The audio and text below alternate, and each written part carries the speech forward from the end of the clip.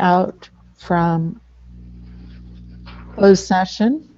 We reviewed conference with labor negotiators regarding CSEA negotiations, and information was shared. And item B, conference with labor negotiators with SMEA. Information was also shared, and upcoming meeting dates were also shared. Let's please stand for the Pledge of Allegiance.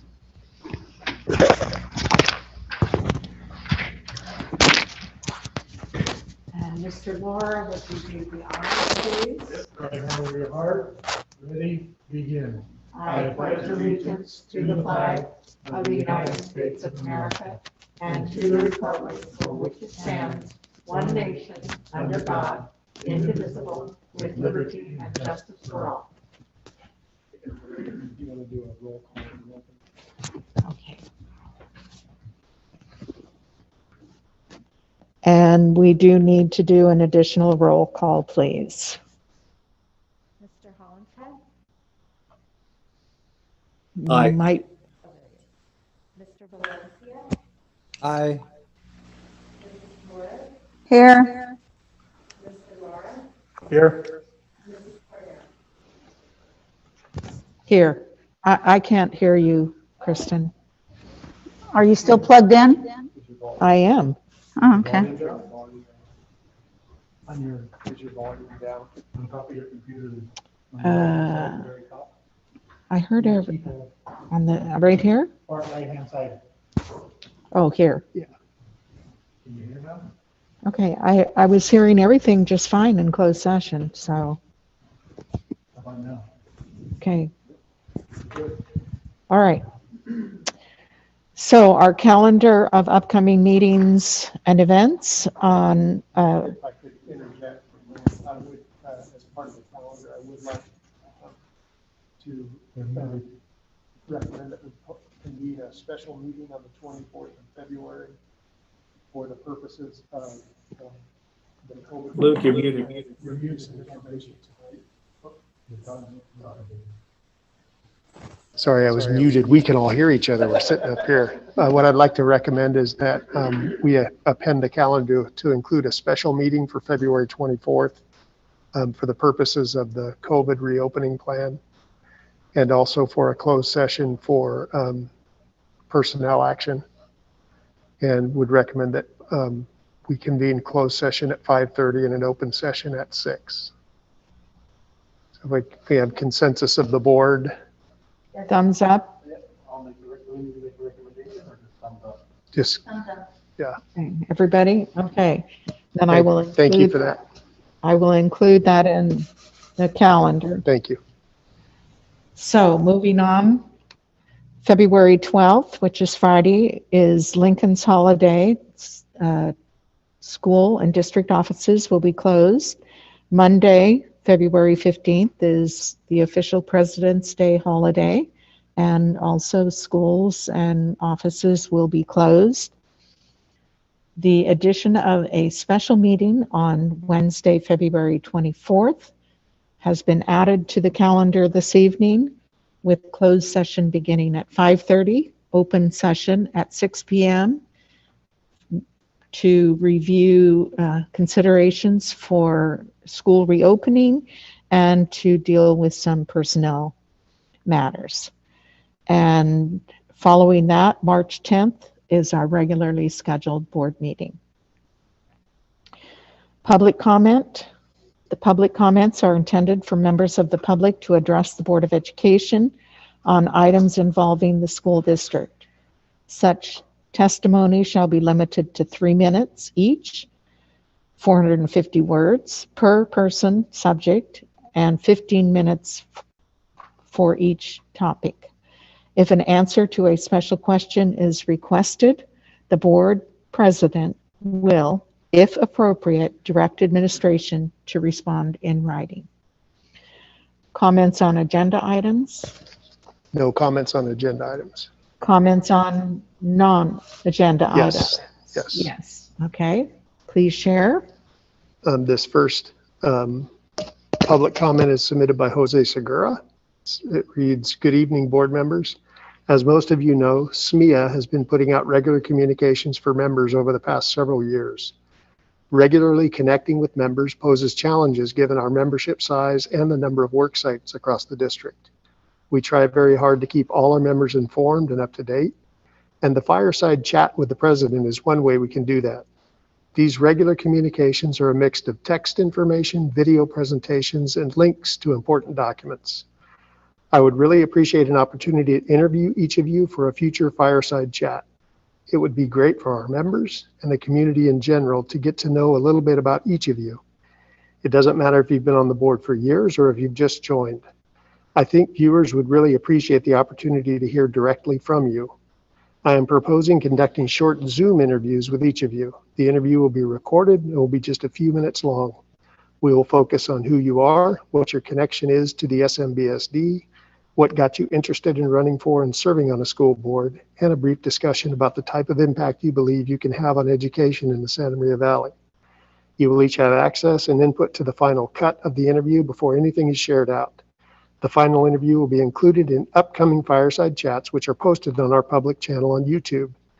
This just means that family, friends, and community members will be able to enjoy the final product. Please consider accepting my invitation to join me in a Zoom interview. I'm sure everyone would love to hear from you and to know a little more about you.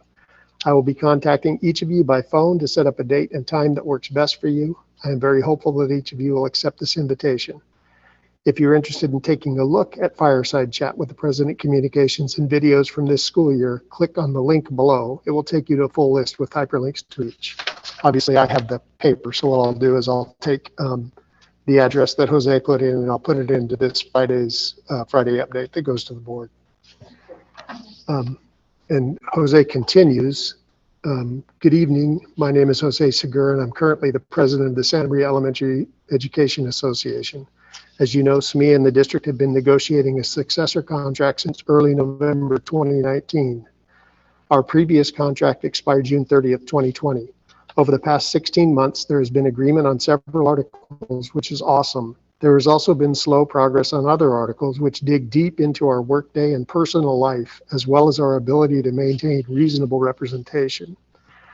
I'm addressing you all today because I know firsthand that our school board can have a direct impact on the negotiations process and the direction the district's team moves at the bargaining table.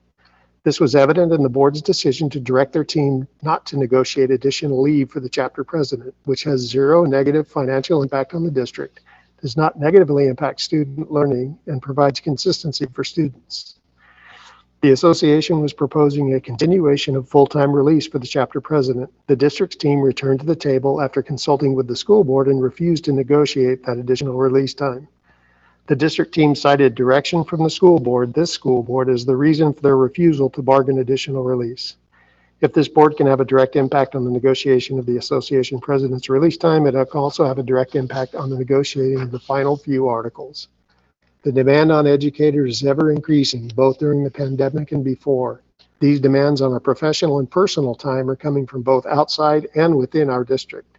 There is not much we can do about the external forces being applied onto our district certificated staff, but we can definitely do something about the internal demands. All SMEA is asking is that our personal time be respected and the district acknowledge through negotiations that there is value in members spending time with their families, friends, and pets. Allowing them the time to participate in activities that bring them joy, calmness, and relief, instead of attempting to negotiate a mandated infringement on that much needed and valued personal time. Banners and slogans are great, but actions are what will make the difference between having a workforce that feels valued and appreciated and one that feels dismissed and neglected. I ask this board consider directing their bargaining team to settle the outstanding articles quickly and fairly so that we can put this negotiation cycle to bed. Thank you very much for your time and consideration. We really do appreciate it. The next comment is from Andy Watson, a teacher and resident of Santa Maria. Good evening, Board President Cordero and members of the school board. In my third grade classroom social studies, we are studying economics, more specifically human capital. Teachers, administrators, and staff develop human capital in our students that strengthen the community. There's also our internal human capital, and now I'm talking specifically about teachers and this current labor impasse. In recent years, I've seen the erosion of collaborative institutions in our district, such as C&I and COT. Teachers are getting the message to not go outside the approved curriculum, stay on the pacing calendar. I've seen this before. It was called Reading First in 2001. I just don't think this approach will get us to where we need to be in improving student achievement because it disempowers the very professionals at the center of instruction, the teacher. Now, teachers are faced with language brought forth by administration defining professional duties in an overly broad way. This really guts workday language in our contract that has existed for many years. This language protects teachers and administrators by defining where the lines are. I know there are some outstanding issues about after school and night meetings. I believe and advocate that the union has to be on the side of parents and families. I urge both sides to identify the specific issues and seek compromise and a prompt signed agreement. I think this is fitting with the values of this district and community. I also think that lessening the number of conference days works against parent participation. Because of scheduling parents and interpreters, we need to retain the current number of conference days. Thank you. And that was Andy Watson. The next comment is from Kristen Patterson from Arianas Junior High. My name is Kristen Patterson, and I'm a special education teacher at Arianas Junior High. First of all, I thank you for your service during this time and always. I know you want the best for the students of Santa Maria Bonita. I hope that you know in your hearts that the teachers of our district too. We spend countless hours planning ways to deliver instruction and provide enrichment opportunities for our students. Many of us have families of our own as well. We are constantly being pulled between the needs of our own families and the family of students we create in our classrooms. I know I am not the exception. Many of us pour our hearts and souls into this job, hoping that our efforts will pay off for generations to come. I am writing today to bring up concerns with the district wanting to change Article 5 of our bargaining agreement to add more duties to our day and without compensation. We work extremely hard already, and as my previous comment describes, our own families are paying the price when our work-home life is out of balance. Further, I do what I do because I love my students and want to help them create habits that will serve them through well now and throughout their lives. When duties are added to my day, my stress goes up and it detracts from the focus I have on the school, even when those duties are well-meaning. Currently, I appreciate the professional judgment extended to me for me to use in serving my students and their families. I take my job seriously, and I believe that most teachers are like me in that belief. But right now, we are not feeling trusted or appreciated.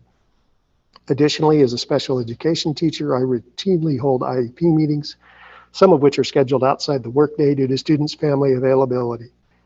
Many special education teachers like myself want to be available to our families on their time, but the special education MOU has expired and the district doesn't seem to plan on continuing it. Again, by catering to our students' family needs, my own family time requires an adjustment, and it seems fair that we are compensated for that adjustment. Finally, I am concerned about the reluctance of the district to allow our union president full-time release. In my 7 years in this district, we have grown immensely, and so have his duties. With the union paying the cost of this release, this seems like an easy decision to continue our partnership for our students' benefit.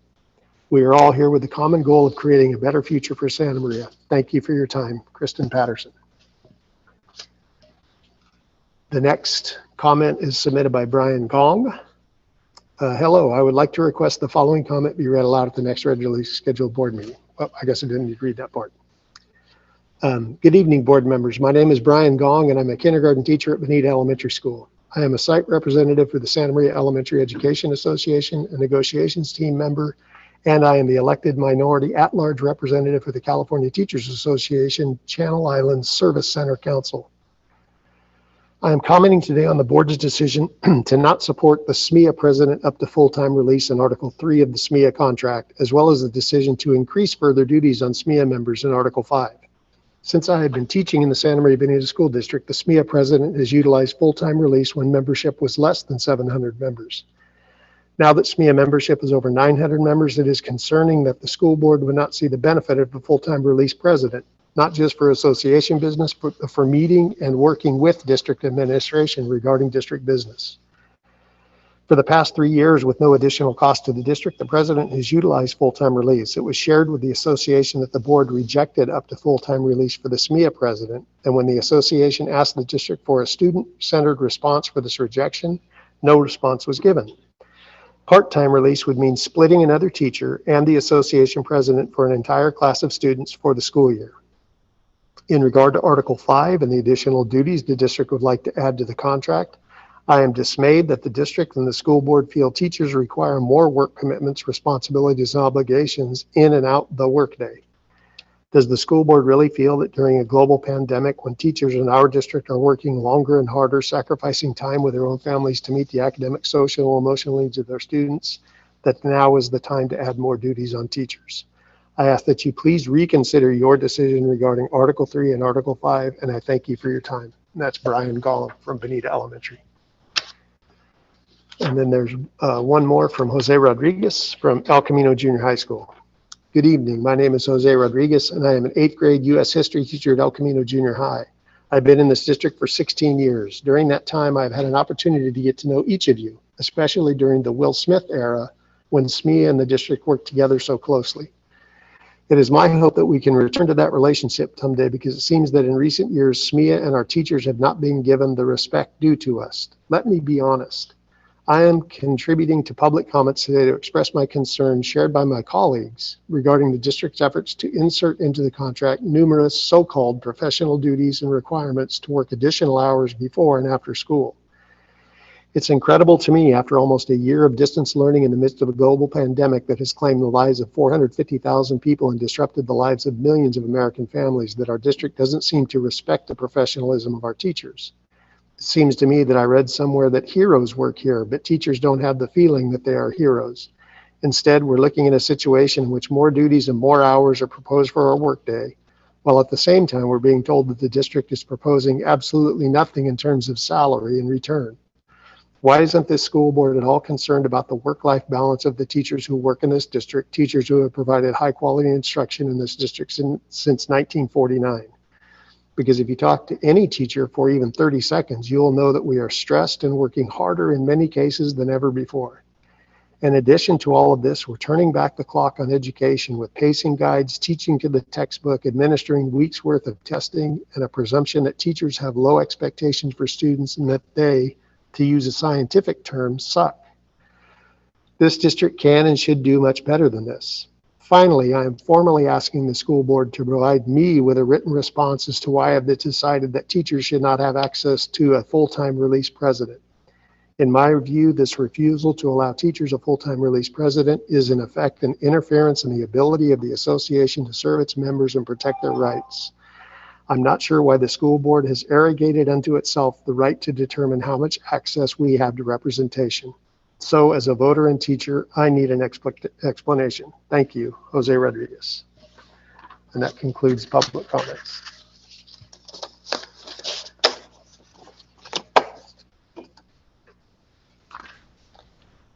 Thank you, Mr. Ontiveros. Just as a response to that last comment, while we appreciate the concerns and the opinions shared by all who have submitted those comments, anything that has to do with negotiations is not within our purview to make any kind of written response to.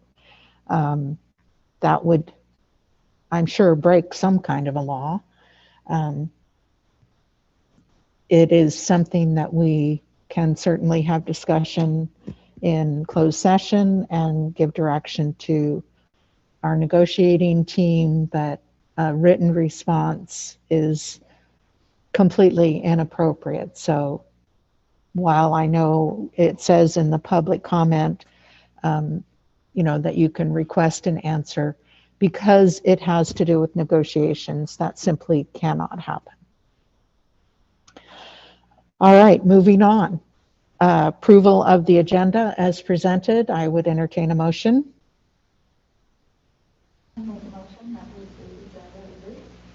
I'll second. Okay, it has been moved by Mrs. Flores, seconded by Mr. Lara, to approve the agenda as presented? All those in favor, please signify by aye. Aye. Consent agenda. We need roll call for consent. Mr. Hollingsworth, Aye. Mr. Valencia, Aye. Mrs. Flores, Aye. Mr. Lara, Aye. Mrs. Cordero. Aye. Consent agenda. Actions proposed for the consent agenda are consistent with adopted policies and approved practices of the district and are deemed routine in nature. They will be acted upon by roll call vote in one motion without discussion unless members of the board request an item's removal, in which event it will be taken up in the order indicated on the main agenda. Is there a motion to approve the consent agenda as presented? I'll move to approve. Okay, Mr. Hollinshead and Mrs. Flores, second. Okay, Mr. Hollinshead has moved to approve the consent agenda. Mrs. Flores has seconded it. Roll call, please. Mr. Hollingsworth, Aye. Mr. Valencia, Aye. Mrs. Flores, Aye. Mr. Lara, Aye. Aye. Action items. If I could Oh. interject for a moment. Okay, Because we have the two audit items on here. We have Mr. Essler here with us, and as well as John Raymond, who's the chair of the Bond Oversight Committee. Could I request that we move C and D ahead of A so that we can release them from the meeting? and ahead of B as well? And ahead of B, yeah. So we'll make C, D, A, B in that order. Okay, so we will start with item C, the 2019-20 audit report for the Santa Maria Bonita School District. Thank you very much, President Cordero. And thank you also for accommodating us, allowing our visitors to jump in first, so they can step back into their regular lives as we continue our board meeting. Rick Essler is here from Eide Bailey. Eide Bailey has been our auditor for a couple of years as the successor to Vavernick, Trying Day and Company. They have been our auditor for much longer. I want to say around 10 years, maybe a little bit longer, being a great partner in making sure our financial statements are prepared well, on time, and then available to the public and also to users of financial statements. Also, as Mr. Ontiveros mentioned, John Raymond, the president of the Citizens Bond Oversight Committee, is also on with us tonight if you have any questions for him. The Citizens Bond Oversight Committee reviewed these financial statements last night as kind of our wrap-up action, as all of the dollars for the school bond have been spent at this time, and so they've been released from their responsibilities. I understand that Mr. Essler is going to present tonight first on the overall audited financial statements of the district, using a PowerPoint to kind of guide the conversation, and then just provide a narrative about the specific performance audit report and the other audit reports connected just to Measure T. So as we go along, if you have questions, I'm sure Mr. Essler is ready to respond to them. And I'd like to hand it off to Rick Essler. Okay, thanks, Thank you. Matt. So I'm going to go ahead and try to share my screen here. And like this. And here's our PowerPoint. So are you seeing a PowerPoint, Santa Maria? Yes. Yep. So, you know, it's a new way of doing presentations this year.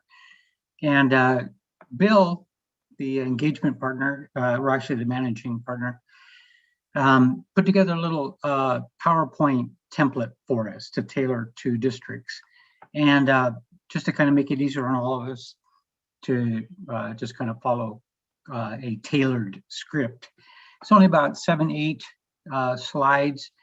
And he just kind of wanted to hit the main things in sort of a summary format. But the first thing he wanted to do in his first slide is to thank everybody for working with us. Like at the bottom of the slide there, it says this year is 100% remote. That was his first thing he wanted to put out there, was that he really appreciated all the help of all the sites and all the district staff, just everybody. So we really appreciate it. We thank you a lot.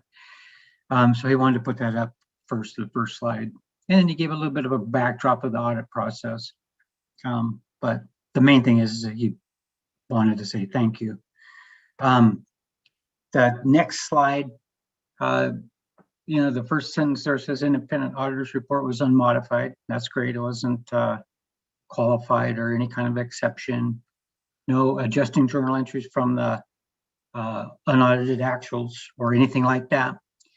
The language, in our opinion, the financial statements present fairly in all material respects, the respective financial position. And that's what you want to hear. The next little paragraph there says the auditor's report on internal controls noted no report level findings, but did refer to associated body observations reported to management outside the main audit report. And if I remember right, there's like a couple observations, not a big deal. There's always going to be, some, but there really wasn't very many. The opinions on federal and state compliance noted no findings. So right here in this one slide, it's showing that there's an unmodified report, no report level findings. Like if there would have been a finding on some kind of a state compliance or something like that, that would have been not management letter, but report level. None of that.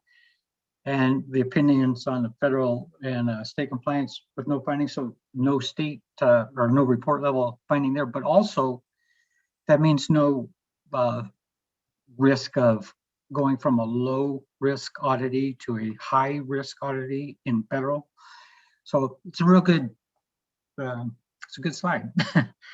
The next couple of slides basically direct folks to where in the report they can find certain things. And the first one he puts here is the management discussion analysis, the MD&A. The note in the PowerPoint says PDF pages 7 to 16.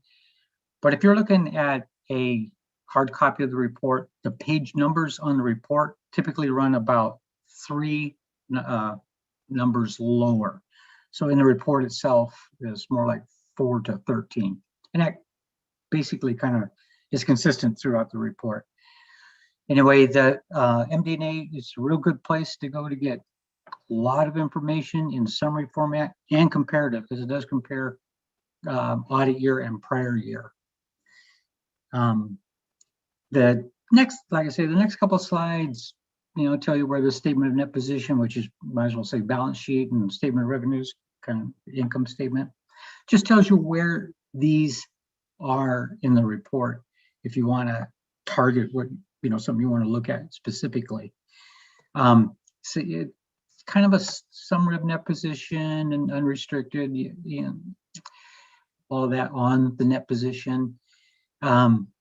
Just more summary information in case you wanted numbers of a certain area. The previous slide might be like kind of where you can find some things. These might be some key numbers you want to get to fast if you want to. The general fund increased by 7.9 million to 61.8. Available reserves are at 3% for ADA, your ADA. That's the 3% is the state minimum. And that's where you guys are at. He puts a little note down here almost to the bottom, kind of like the next to the last little arrow.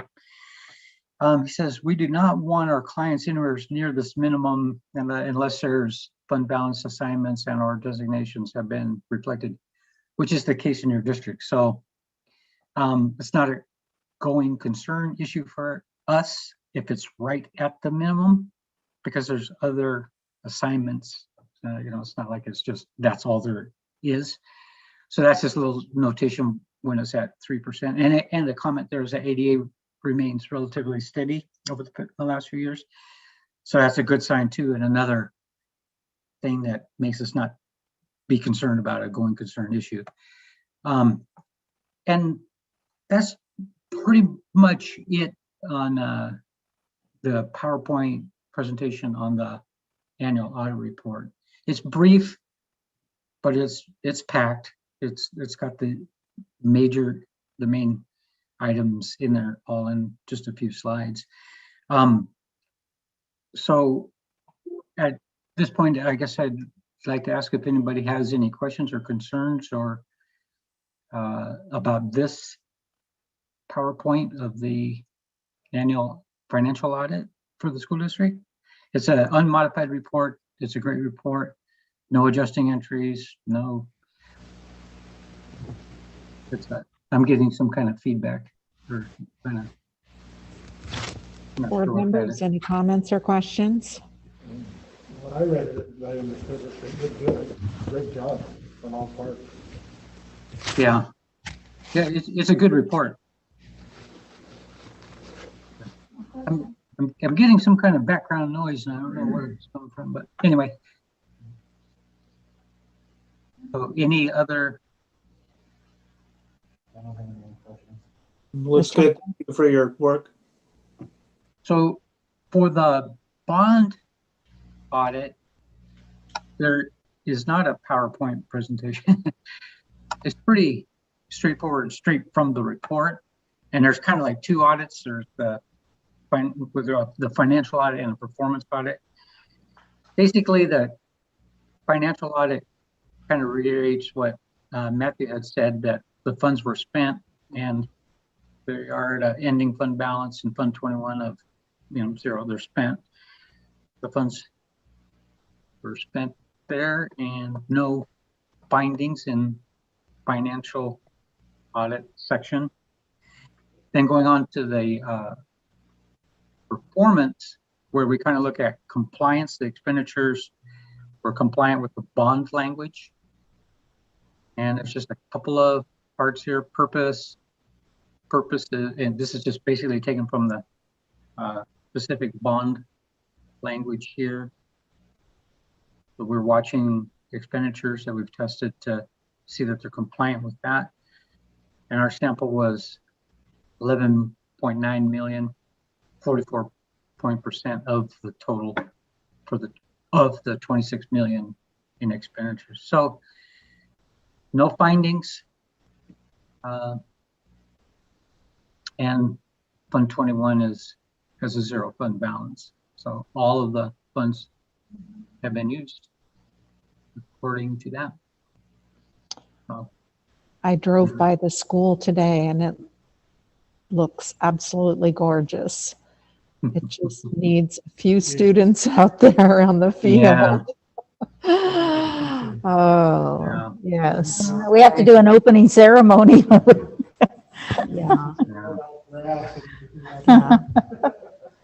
But very worth every penny. Yes. And I feel that, over the course since we passed the bond and the expenditures over the past, I don't know how many years, but yeah, we have been appropriately updated and are very well aware of how the money has been spent, and it stretched as far as it could be stretched. We, could definitely use additional money because there are other things that need to be done, especially in the current time. But the fact that that money has been well spent and expenditures have been tracked and everything is as good as it can get, I've been impressed. I don't remember, of course, we hadn't had a bond for, I don't know, forever. So I guess, but, for our district, I really feel like our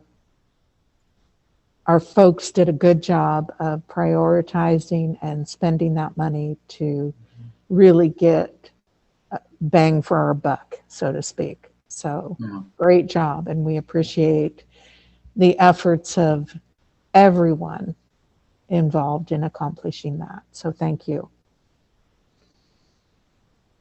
Was there any, oh, I'm sorry. Any other comments, board members? Okay, so we kind of reviewed two items. We need to go back to item 7C, the audit report for the school district first. And we need a motion to accept the report as presented or not. I'll make, accept the 2019-2020 audit, the Santa Maria Bonita School District is presented. I second. Okay, Mr. Lara has moved. Mrs. Flores has seconded to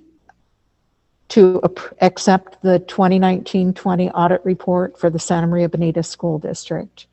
All those in favor signify by aye and raise your Aye. hand so we can see, or thumbs up. All right, it's unanimous. Thank you very much. Good job.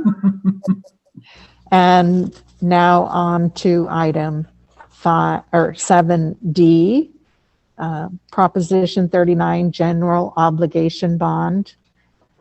You know, whenever I see GO bond, I have to stop and think, go bond, go, and go back to the general obligation bond. Measure T financial and performance audit for fiscal year ending June 30th, 2020. So I need a motion to accept this report as well. I make a motion to accept the proposition 39 general obligation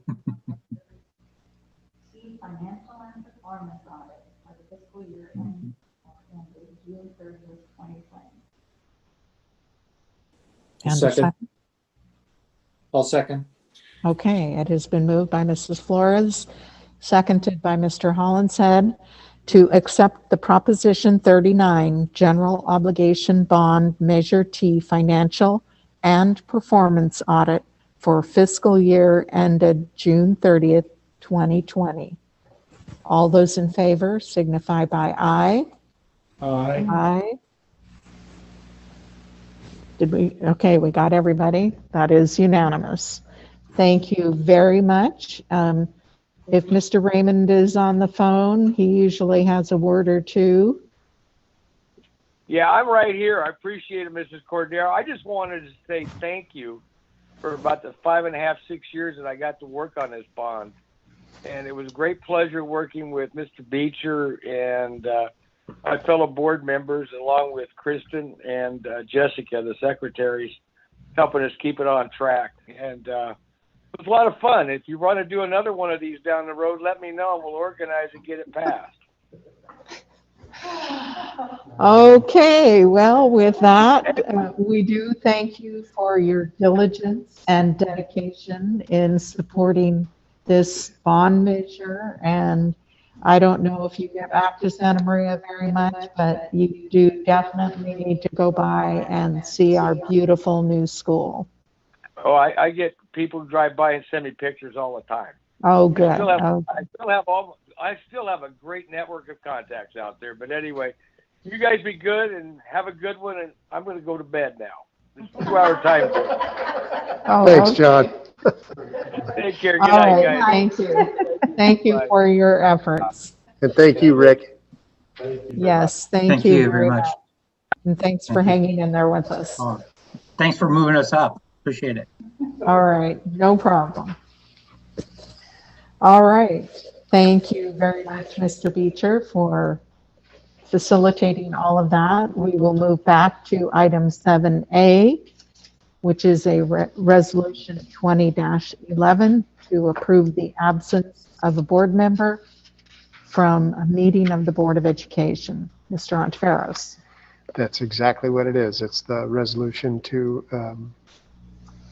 approve Mrs. Flores' absence from the January 13th meeting. Any comments or questions? I need a motion. I'll make the motion to adopt resolution 20-11, approving the absence of board members from meetings of the Board of Education as presented. And a second. I second. Okay, it has been moved by Mr. Laura, seconded by Mr. Hollinshead. Oh, it was Ricardo. Ricardo. Oh, I'm sorry. Yeah. I'm Mr. very Valencia. sorry. Okay, thank you. Moved by Mr. Laura, seconded by Mr. Valencia, to adopt resolution 20-11, approving the absences of board members from meetings of the Board of Education. Roll call, please. Mr. Hollister, Aye. Mr. Valencia, Aye. Mrs. Flores, Aye. Mr. Lara, Aye. Mrs. Cordero. Aye. Thank you. The resolution has been approved. And moving to item 7B, significant disproportionality. And I get an A+ for pronouncing that. Assurance of compliance. Ms. Dutra. Thank you, Board President. So good evening, board members, superintendent, and our community online. Tonight's presentation will be delivered by our Director of Special Education, Rusty Gordon. I'd like to call out his leadership in the work the team has already done around this and in the long process ahead. And we can't forget to thank the amazing special ed team that works side by side with him, Barbara Mendez, Christy Callahan, Julie Hansen, Megan Farjan.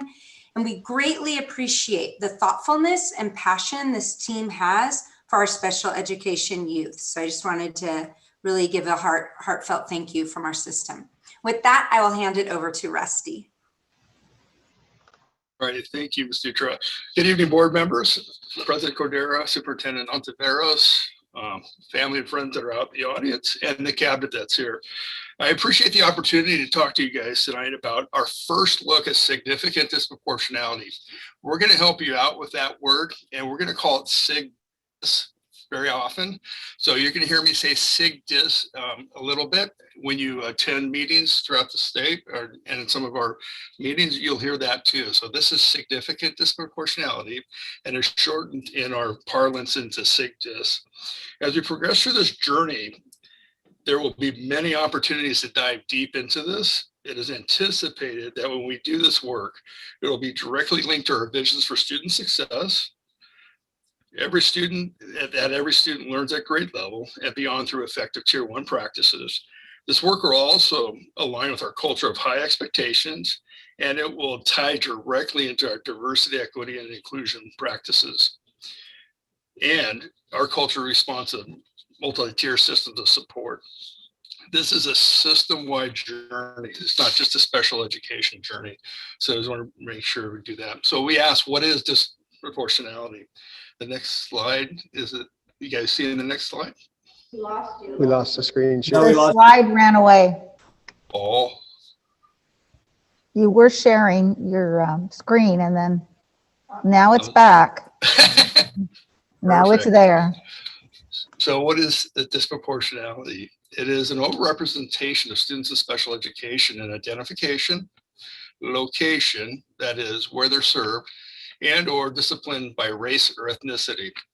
It's a federal monitoring requirement from Individuals with Disabilities Act, another acronym for you, IDEA. And so the impacts of over identification result in lower expectations. We have social consequences that carry on with students throughout their career and into their adulthood. This occurs when there's a misalignment with our vision of student success and what our actual practices are.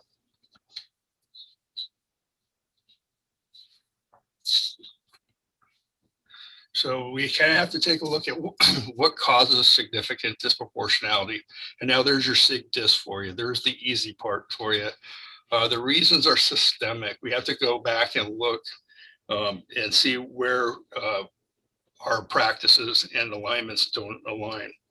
As we look forward, and we'll dive deeper in the coming months to look at these areas, which are, as the district has already begun to address in our previous work and the work that we're embarking on through the diversity, equity, and inclusion. There will be opportunities along the way for us to come back together to get deeper understanding into our learning. We'll do this quite often, I imagine. The hypothesis is that we will see an intersection of everything that we do as a system has an impact on what this data made up this data for significant disproportionality. See, I can't even say it. SIGDIS.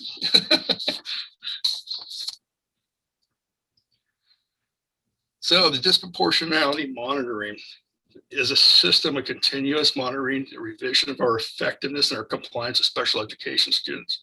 Our team, Ms. Dutra called out, our SELPA, our state and our federal system review students' IEP data, is pulled a couple times a year. When necessary, we are prescribed corrective actions. We are continually monitoring our performance indicators and taking corrective actions to improve when necessary. Some of the actions that we have taken in the past are our school psychologists have embarked on work groups to review criteria for testing and assessment and to participate in trainings. We review and we calibrate the tests and the interpretations so it's system-wide, there's equity. We review our policies and procedures to make sure they align with the state and the federal government, and the SELPA does help us do that, and to make sure everything is going forward. When we do the disproportionality monitoring, there is no root cause analysis at this point. So it's just, what are we doing? How are we doing it? And are we doing the proper things? So now when we get into the next slide, we try to figure out where and how Santa Maria Beta has been identified for significantly disproportionate. We've been identified for significantly disproportionality. It is a mouthful, due to the number of white students with IEPs in the identification of disproportionality by disability. And that is autism as compared to our Hispanic populations for over the last 3 consecutive years, 2017-18 school year, 2018-19, 2019-20. So this significant disproportionality will result in, we're just starting on a 27-month cycle to look at this.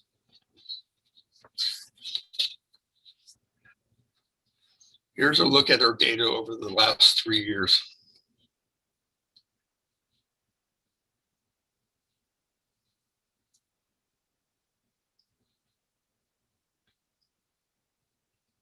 As you can see, when we compare the ratio of white students with autism to our largest group of students, Hispanic, there is a disproportionality. The disproportionality being greater than 3 is in the risk ratio has triggered the process, and that's a far right column. Notice where we have made gains for the last 3 years to address this, but we did not get under 3 last year, and that is what triggered this.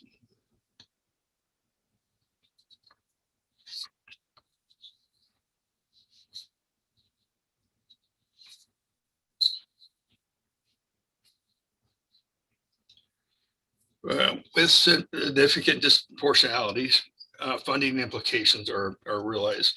We need to set aside and use 15% of our federal education dollars over the next 27 months that we receive for special education on system-wide initiatives that will address a significant disproportionality and ensure we are preventing under or over identification. This is not new money that's coming in. It's not additional money. This is the money that we already get through special education that we have to carve out and look at and use. These funds could have some impact on the general education fund, as we have an obligation to continue to meet our maintenance of effort.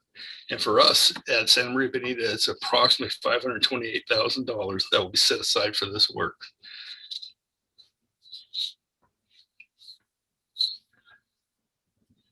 The 27-month journey, which is just beginning, and improvement will occur in 4 phases.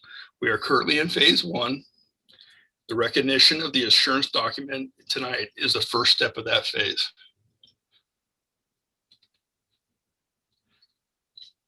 Here are some of the activities that we'll be doing in each of the phases.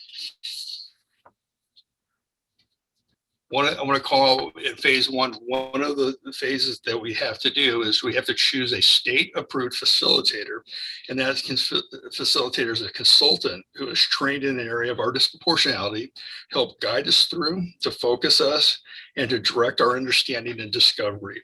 The skill set will enhance our learning and understanding and also keep us on track to move forward to help prevent this in the future.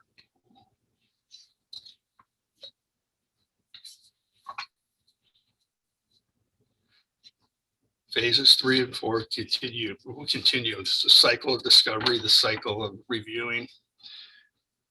Very similar to what we do right now. So I want to leave you a couple of key takeaways as we get to the end of our first look at this journey. So when we look at disproportionality in years 1 and 2, we have to look at them differently. So that's what my staff does. And that's what we do. Every time we get the data, years 1 and 2, we look and see what is causing it. We dig deep into it. We try to influence and make those changes and improve as we go along. You can see we made some improvement, but we didn't make enough. There is a huge importance on the general education, special education collaboration, the systemness that we're already developing and building and that we have within our network and our district is huge. Our diversity, equity, and inclusion work will have a positive impact on all of this also, and for all our students. Also, our MTSS process is culture responsive and also will help form this. I appreciate your time tonight to look at this. We will come back to SIG-DIS and we will have a great journey on this. It'll be it actually is districts that have gone through this say that it is a positive experience for everybody. So I appreciate your time. Mr. Gordon, would you go back to the graph, the 3-year graph? I'd like to look at that again. There we go.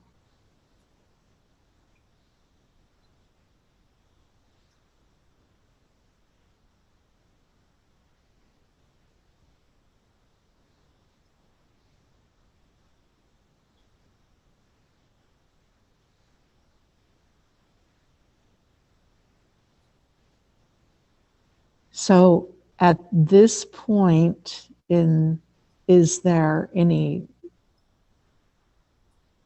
speculation, I guess would be the appropriate word, as to why this, and the numbers here, the students with disabilities in each of these 3 years, those numbers are specifically students in each of these categories that have been identified with autism. Correct. Correct? Correct. Okay.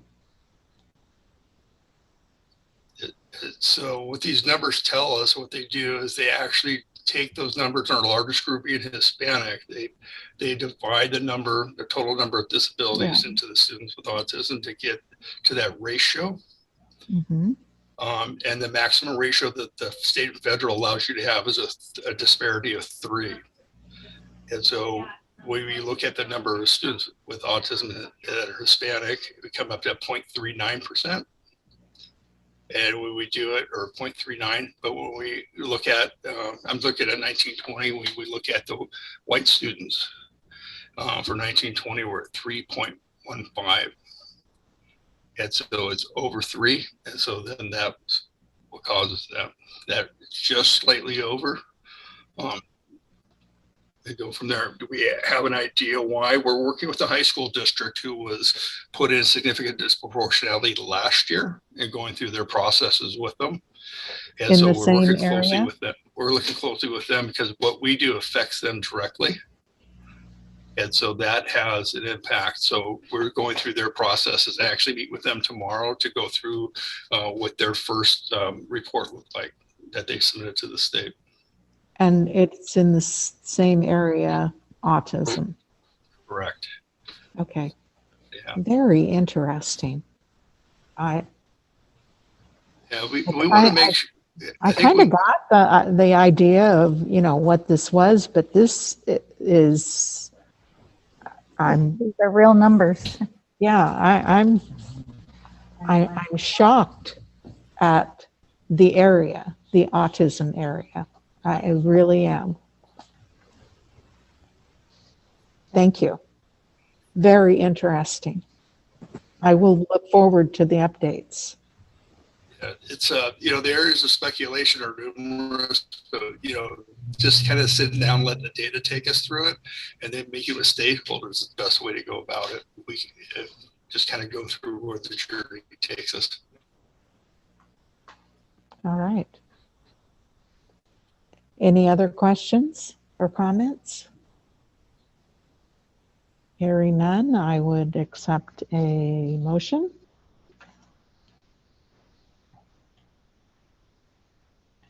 I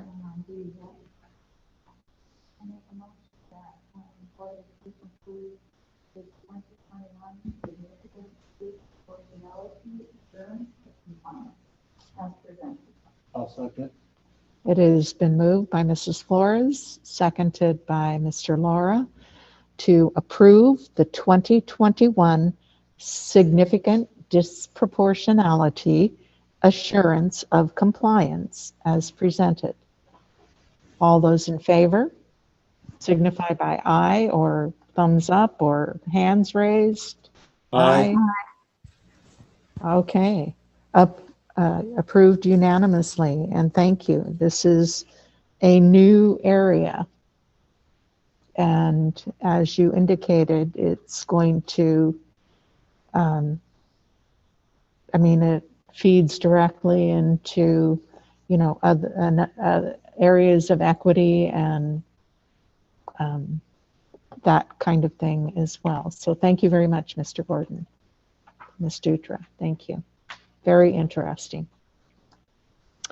Moving on to discussion item 8A, our very, very favorite topic is the COVID-19 status update.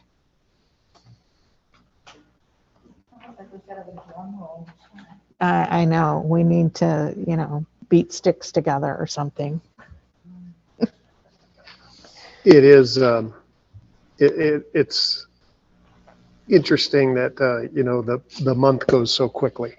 And so much changes within that period of time related to COVID and how it impacts, the status of schools.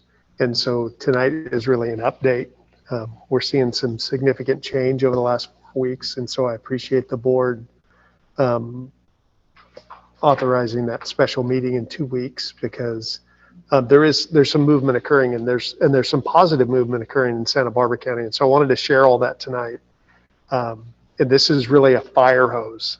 I'm gonna go through this quickly. I'm gonna refer to a lot of documentation I shared with the board last week. I think I sent links to all of the new public health guidelines that have come out. We've got teams working on all aspect of that. We're working with our labor partners. I meet with CSEA President Matt Harris and SMEA President Jose Segura twice a week. And this really is our one topic of conversation, just trying to get our heads wrapped around the direction and the change. And so what I'm going to do tonight is go back. I talked 4 weeks ago about this Safe Schools for All plan that had been introduced by the governor on New Year's Eve. And so I want to provide an update on that. I want to go back over the COVID case rates, because we are actually seeing some positive trends in California and in our region on the statewide, countywide, and even at our local level. And then I want to dig in, where I'm going to dig in the deepest is on this, the Department of Public Health's new COVID-19 and reopening in-person instruction framework and public health guidance for K-12 schools in California 2020-2021 school year. That's like the longest title for a 100-page document that is just full of information. And I'm not going to go, I'm not going to go through it page by page, but I really just want to set the stage for the next meeting and to get some feedback, because we're starting to see some movement that's in the right direction, and there's, with the information come lots of questions. So that's the purpose for tonight, is to get your feedback, your questions, so that we can come back in 2 weeks and really fill in some of the gaps that as I go through this tonight, you'll see are still out there. So as far as the Safe Schools for All plan, again, it was a proposal by Governor Newsom on New Year's Eve. It was built around 4 pillars for the reopening of schools, for in-person instruction. There was a funding mechanism, some incentive funds. There was a stipulation of safety and mitigation measures across all schools that included testing, PPE, the protective equipment, contact tracing, and vaccinations. Again, it was a month ago. There were some real thoughts about where we would have been a month ago, and on the vaccination side, we haven't made the progress that we had hoped at this point. So I'll talk about that just briefly tonight. There was a pillar of oversight and assistance through public health to really partner with schools to do some analyses of how things were going, because there were some new requirements that I'll get to in a moment. And this transparency and accountability about how we're doing across the state. And one of the things that came out of this work after the last board meeting was this Safe Schools for All hub. And I want to go there just so you get an opportunity to see it. This is kind of the clearinghouse of information around the school reopening effort statewide, you know, and it's hard. When I just think of our county, we've got 20 districts. 10 of the 20 are single school districts. Santa Maria Bonita itself is larger than the 15 smallest combined. And so, you know, when you try and create a one size fits all, we're obviously different sizes, and it generally doesn't fit anybody, let alone one. But this hub is just kind of a clearinghouse of information for schools, for parents. It's got the background on the plan, you know, around how we can increase testing, because that's one of the big pieces, you know, the actual COVID testing. It's got the Safe Schools team, which is really that support piece. It's got the guidance document that I'll share with you in a moment. The safety plan components that I'll share briefly tonight. And this whole notion of transparency really has where are schools in this process across the state. And there's a dashboard there that includes every state or every school in the state. And so we are obligated. I've been uploading. We started on January 25th, which was 2 weeks ago Monday. Every 2 weeks, we've got to upload what our current status is. So for us, still in distance learning, you know, and as we move forward, that reporting occurs every other week, and they're sort of kind of keeping status. And so this is just kind of the clearinghouse of information. There's a link. I will share this. We'll put this presentation out and share it with the board as well, so that you get an opportunity to dig in, because there's a lot of information that's trying to get into one place.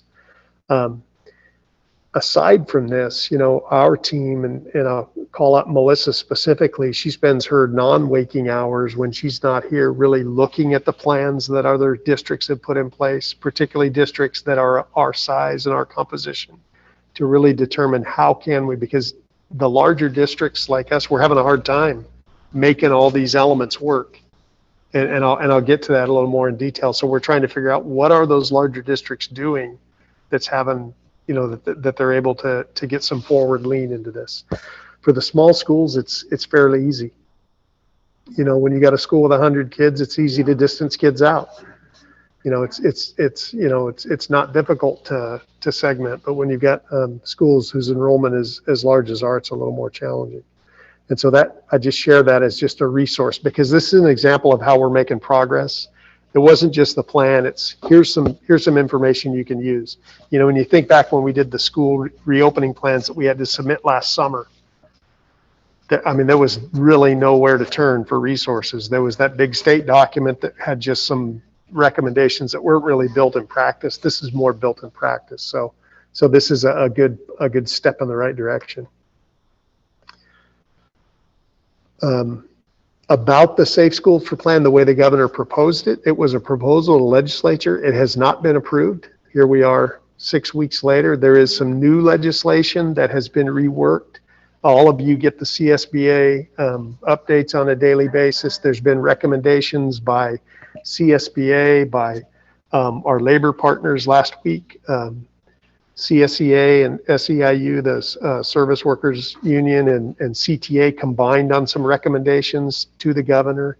There was a letter that came out, just a recommendation Friday through CASBO and School Services and AXA, really about just some other considerations, because this is a big challenge, as we all well know.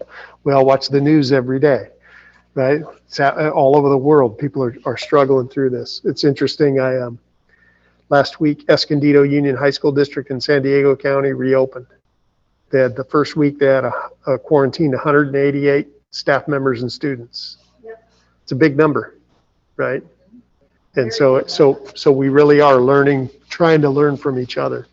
And so the challenge on the legislative side has really been, what's the right fit, right? You got this plan, and so it's kind of been a back to the drawing board as we're trying to get reoriented around the issues. As far as statewide and countywide case rates, I just want to provide a little background. This is every Tuesday, this blueprint for a safer economy gets updated. This is the report from yesterday. It's always 10 days in arrear. So even though it was on February 9th, you'll see down here, all this data is through January 30th, because there's that 7-day lag that's done through all the case rates. And then to aggregate the data, there's another 3 days that are in there. And so we see a little bit of forward movement. If you remember, a month ago, there were 54 of the 58 counties were in purple. We're down to 53.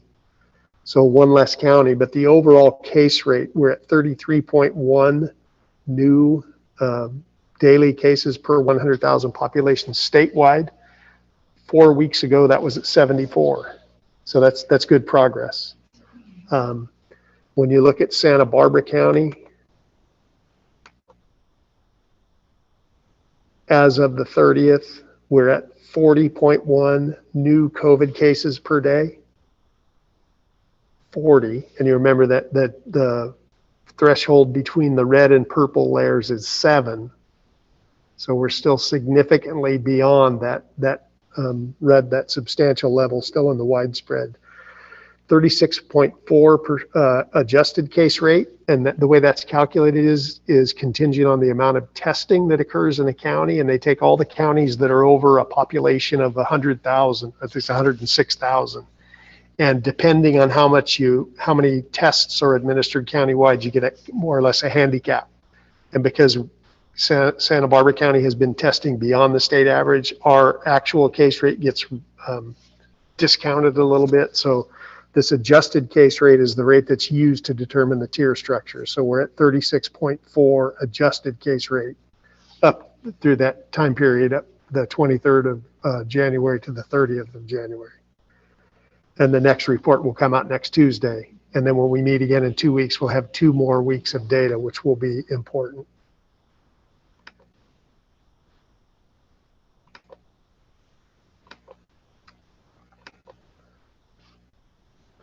When you look at the county-wide reporting, this is that county dashboard. And the trends across the county are encouraging, more encouraging than they've been in a long time. There's a lot of data that has been aggregated here. So when we look at these actual and adjusted case rates, this is the 30th, where I've got my cursor is that 36.4, and the actual case rate on the 30th is 43.1. Now that still gets adjusted a little bit because there are still cases that get attributed back to that date, and so it could increase. But you see the gap between that line is lessening, and it's going down. This is what's reported. This is not official data. This is data through the 6th, which is 4 days ago, down to 27.7 based on cases that are attributed to February 6th at this date. Now there are other cases that will come in that'll be assigned to that date. That'll probably go up a little bit, but that's getting us down below 30, which is where we haven't been in a long time.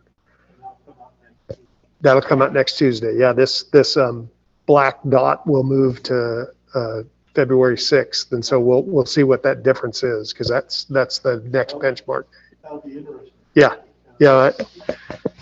I mean, that's the kind of epidemiology geek I turned into. I get excited for Tuesdays to see where the numbers have gone. The Super Bowl was last week. Yeah. That Well, and that's again, that's Another 2 to 3 weeks out. yeah. it's 2 to 3 weeks out. Yeah. Right. And I want to give our county public health folks credit. They've done a lot of public information, specifically around the Super Bowl, encouraging folks, hey, stay home, don't get in big crowds. We saw across the country that wasn't adhered to, so we're probably going to see a little bit of uptick, but it will be nowhere near. This is where we've been case rate in the county from March of last year. And you see if you remember in the summer when we thought it was really out of control, in July we were at 26 cases. We got up to, at one point just a month ago, we were at 98 average daily cases across the county. Yeah. So we're really heading in the right direction. But again, this is just one indicator. We got to make sure that we're following the due diligence, the physical distancing, the mask wearing, all the things that we're going to have to adhere to.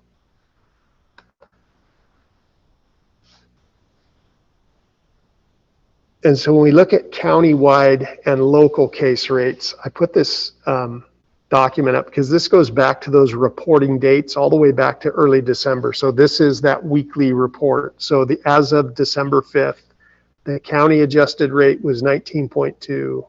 The actual rate was 24.4.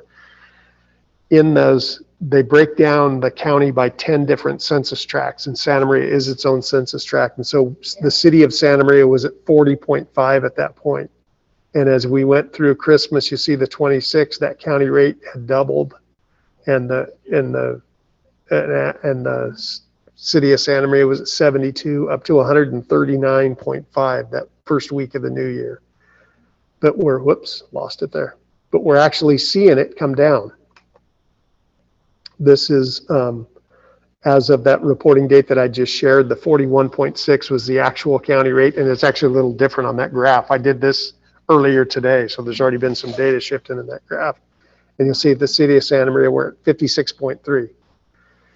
And so what we had decided earlier this year as we were tracking this was that local transmission rate is really critical to our schools and our community, less than the countywide rate.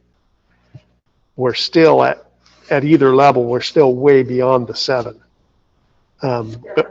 But we're starting to see them come a little bit closer. So that's a good sign that, the diligence of folks wearing the mask, maintaining the social distancing, not gathering in big crowds. Hopefully this trend continues. And so that's just kind of the snapshot of where we are up to that last reporting date last Tuesday.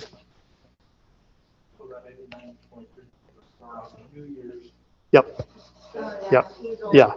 Yeah. So we're, they predicted that we'd see some of those cycles. And so hopefully this is, we're not going to see, as spring comes up, an outbreak like we did last spring.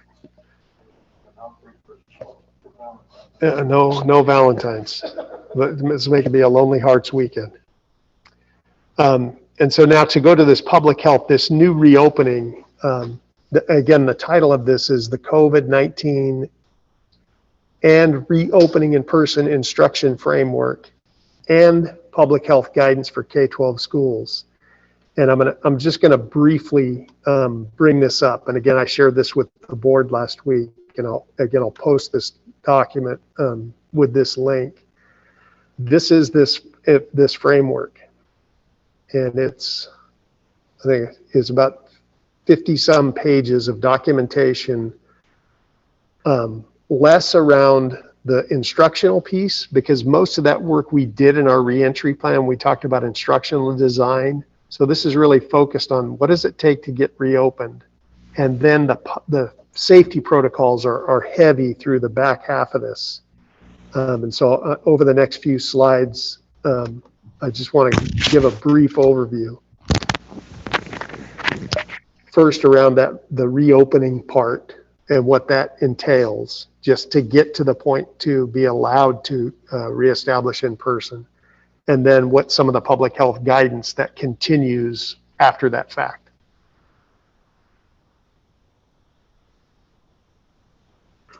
So the criteria to reopen for in-person instruction in the purple tier, which is where we are and where we will likely be for, it'll take us a while to get down to 7, I believe.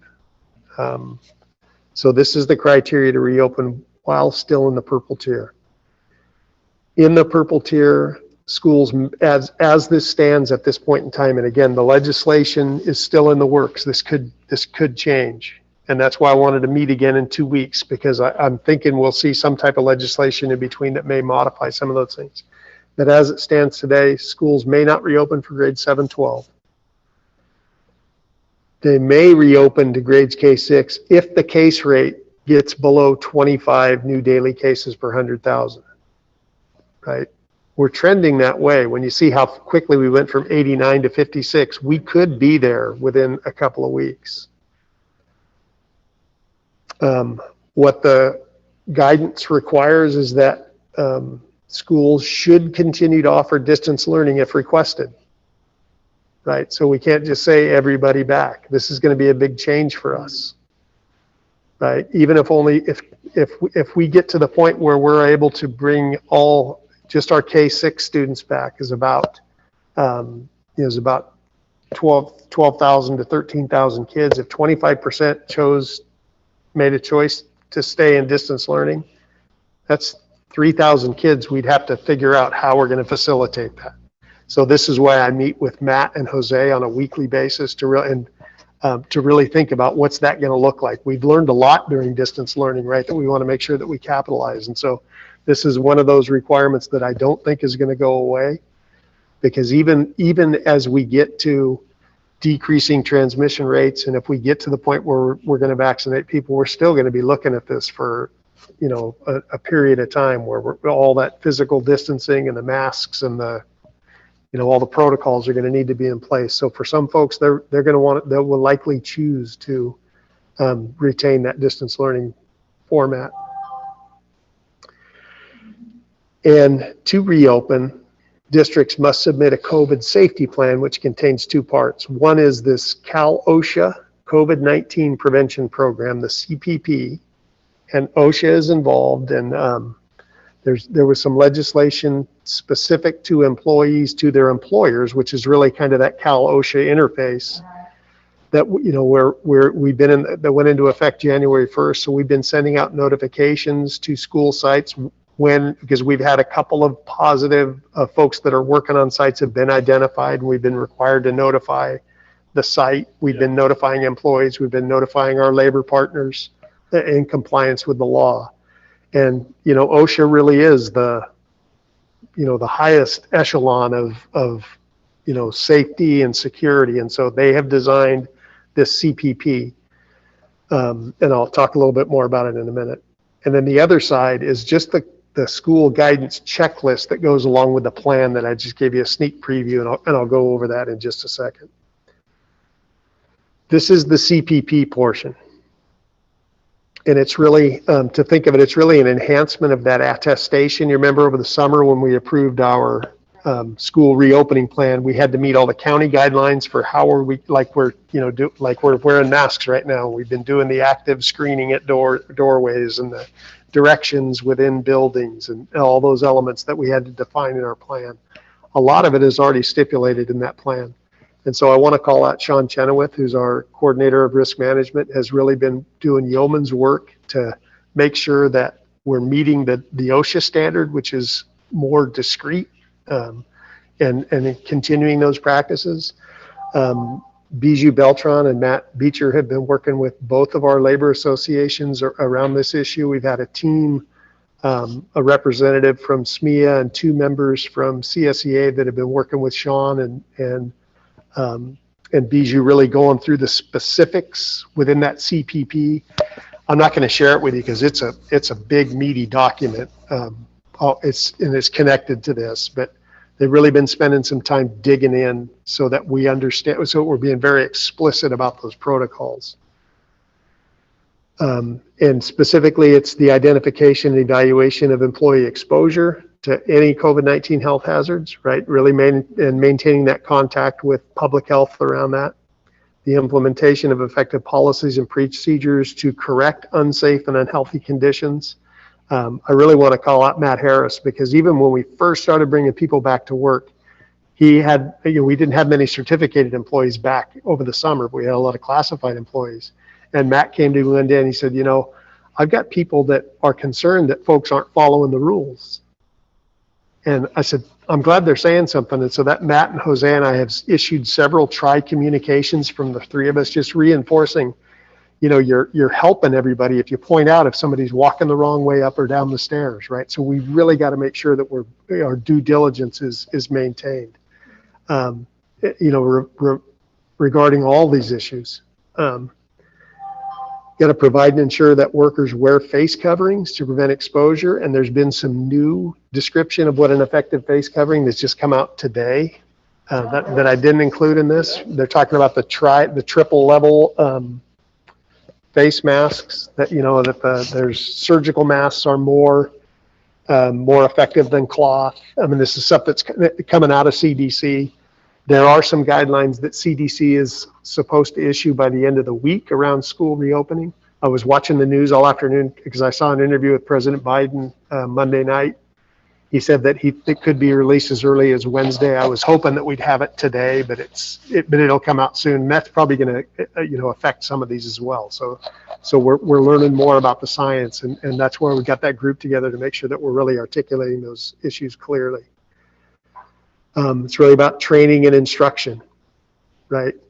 Because as we learn more, we can't just assume that everybody knows. I mean, all of us still go places and we see people not wearing masks, and we're thinking, where'd you miss the memo, right? So really, just to reinforce, the nature of how the infection is spread, and then really the information about the COVID-related benefits that affect employees that they may be entitled to. We had a leave that was articulated through the end of December that expired December 31st. As we've been working with our partners, with CSEA and SMEA, we're really talking about how can we make sure that if someone is required to quarantine because they have an exposure, how do we assure that they're not running out of leave if they're not able to work from home?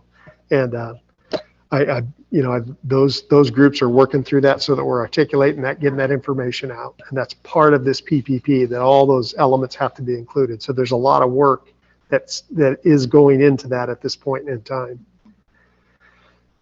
The other half is this school guidance checklist, and it is truly a checklist that articulates all the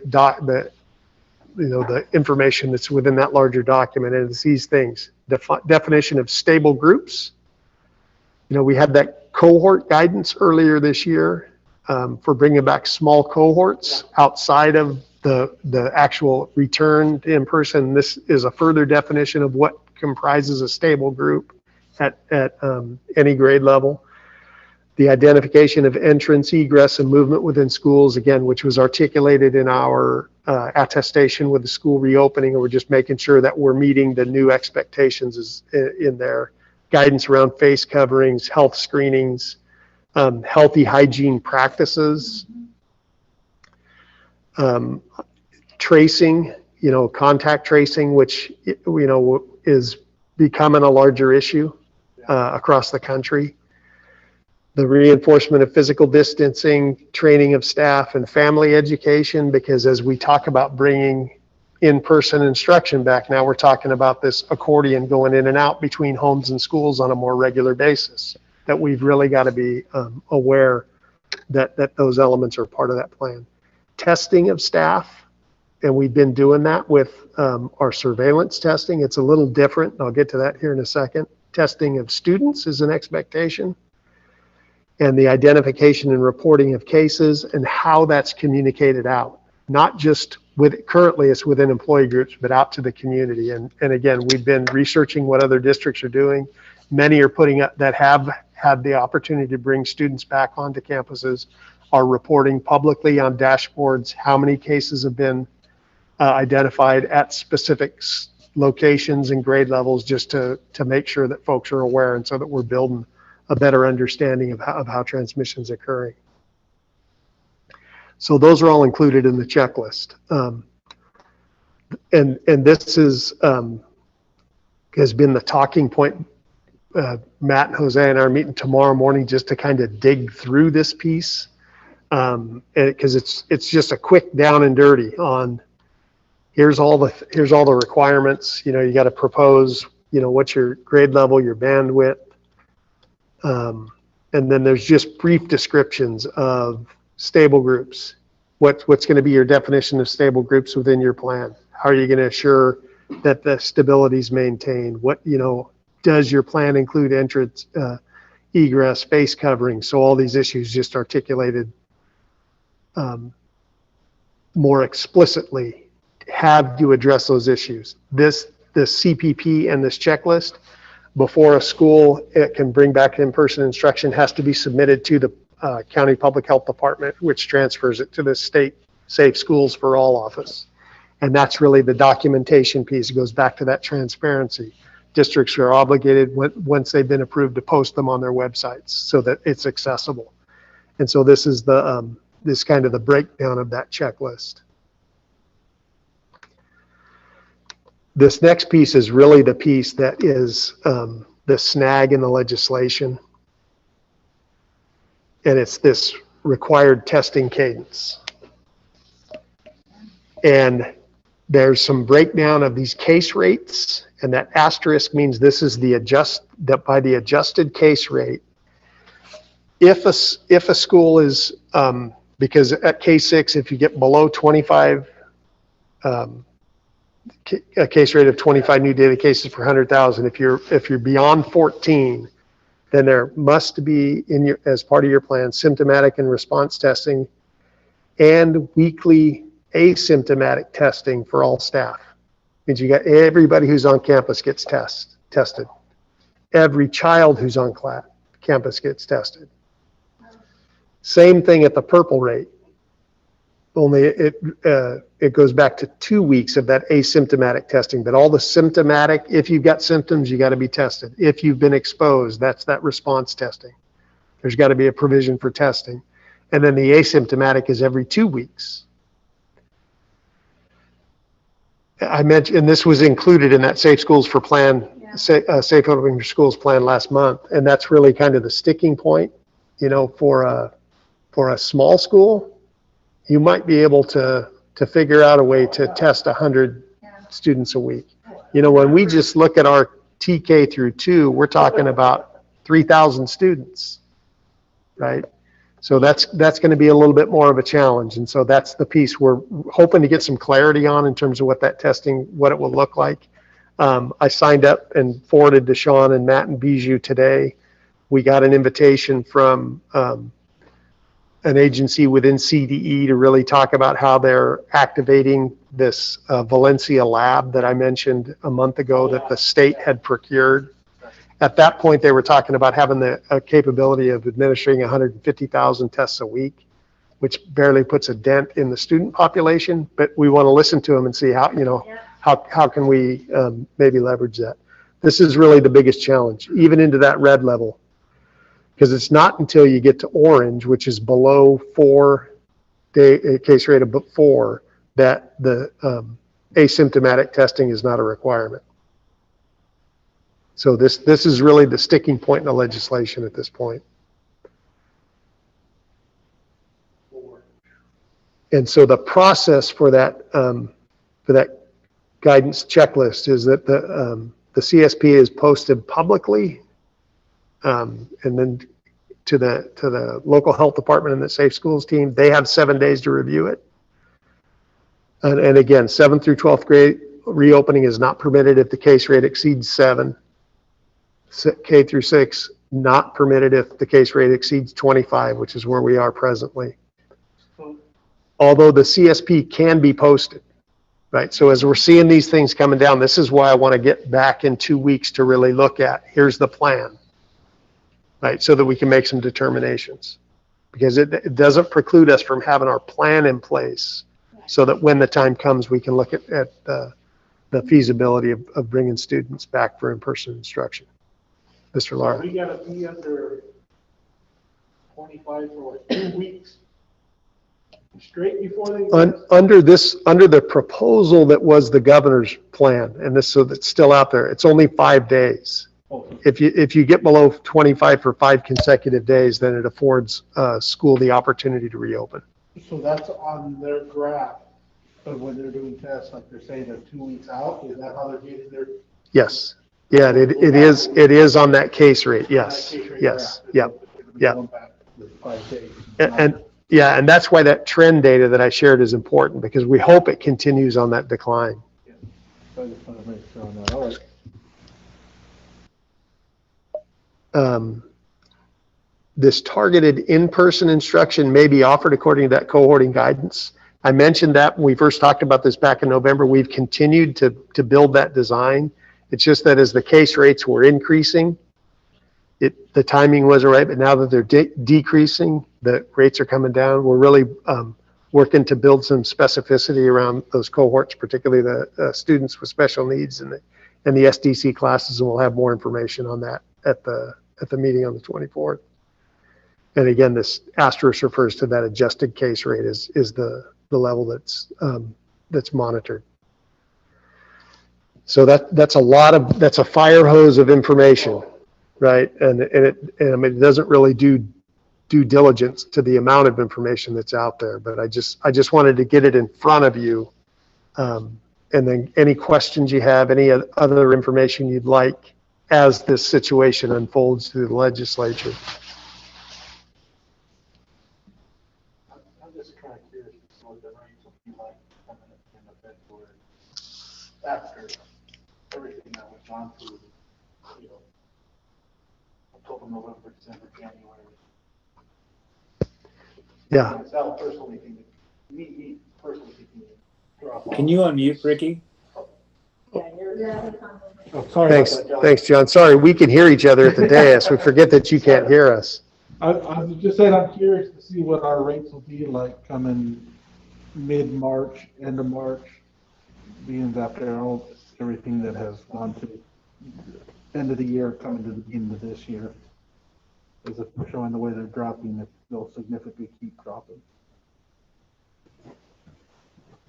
And I find it interesting too, there's nothing mentioned in the plan about vaccination. And that really is,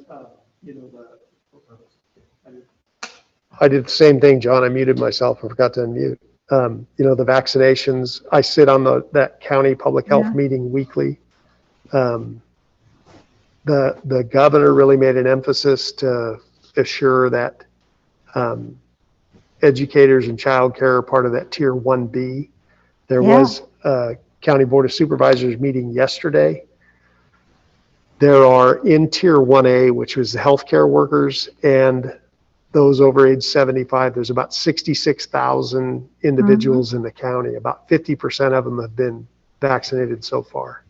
That 1B, which is those between 65 and 75, which is about 44,000 people.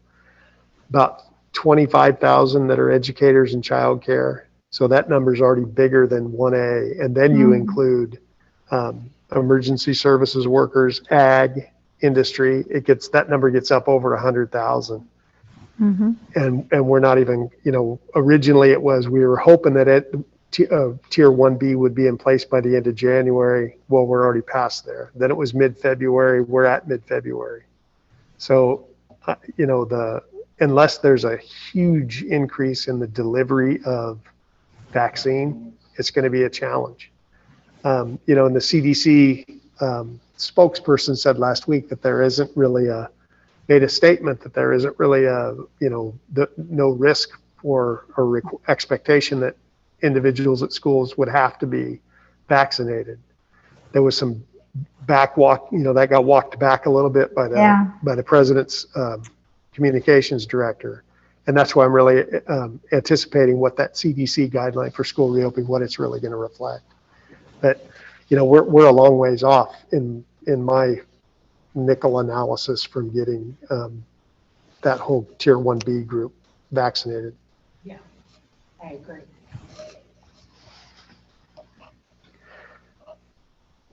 Sure doesn't make me feel comfortable though. No, but it's all essential workers, right? I mean, I know. We're going to the grocery store, we're doing those things, and and by and large, we're seeing the rate come down. So, we got to maintain the diligence around the health and safety protocols.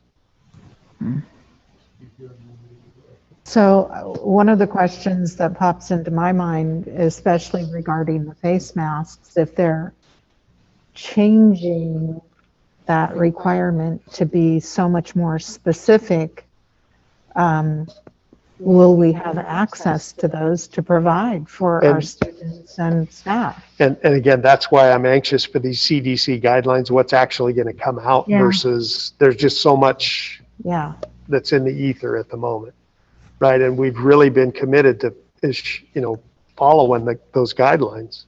And so I want to see, because I think when those guidelines get delivered, and if they are delivered by the end of the week, this pending legislation is probably going to get adjusted somewhat by those recommendations. Yeah. Oh, I'm sure. Because I'm sure it has to, public health came out with all this documentation within 2 weeks of the governor announcing that Safe Schools plan. So state public health is pretty responsive depending on whatever those how those guidelines are stipulated. So I think we're going to see things pick up pace here over the next 3-4 weeks. And it's right in line with your point, Ricky. What are the rates going to look like over that time? Yeah. Where are we as far as the physical plan goes? I know we talked about directional movement and physical distancing, but what about actual placement of physical devices? Like I know when in my office, our front office staff has a divider. Where are Matt? Is that part of the plan as far as setup for the different sites, or what we've got? How we're allocating money for those things. So, Mr. Ontiveros, if you don't mind, I'll step in and just provide some general information about kind of the plan and the materials that are out there. We do have about 5,000 square feet, I think is the number, of plexiglass partitions out and about throughout the district. Many of those in front office spaces, but a lot of them also in where we're providing assessments for special education. We have people working in direct contact with folks and doing assessments. We have some of that out there as well. We're also working on a plan to bring in bipolar ionization equipment to put into the air intakes, so that as our heaters and air conditioners are running, it's scrubbing the air, if you will, and over time the air is cleaned as it processes through.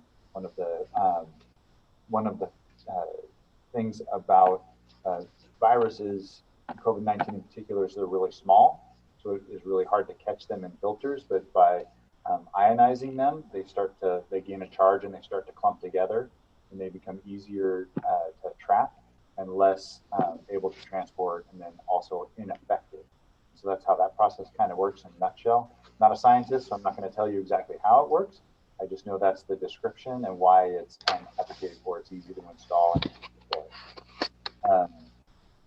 And then, as Mr. Ontiveros said, we've got guidelines for arrows and directions, but we also have facilities that we've closed or modified their access so that we don't have places where people accumulate. But also they're also encouraged to keep their space. So we have tape over chairs where there are like communal chairs to make sure that there's space between them. And in the restrooms, we have tape over paired sinks so that people, when they go into the restroom, they are forced to keep distance between each other when they're both using the sink. So you asked a question about plexiglass. I wanted to just share with you some of the other items that are in that general plan. There's more that's out there, but I just wanted to share that information. No, that's great, Matt, because it really, that was just the example. I think you hit on the spots. I think it's really just understanding or kind of see a bigger picture where it's beyond the masks and physical spacing that there were, and you've discussed them in the past, other physical features and architectural changes that would be necessary to implement the plan. So I just was kind of getting kind of update clarification on that too. And, you know, and I wish Sean was on with us, but hopefully he's sleeping, because I don't think he does. He's on probably, I don't know, 4 or 5 countywide task forces that's digging into this stuff all the time. And he's informing Matt and Bijou as they're working with the labor partners and our health folks and our maintenance folks. He really is just kind of the, dispensing and sharing that information across, all levels of the system. So he's been a godsend. Has he been with us for not quite 2 years, right, Matt? It's always good. All It's right. always good to get one of those guys before you're in a pandemic. Yeah. Yeah, it was a good choice. It's been a couple of years. It just seems like 5. Right? Yeah. Because 3 of them came from March last year to now. So. Well, like I tell you guys all the time, high school was the longest 7 years of my life.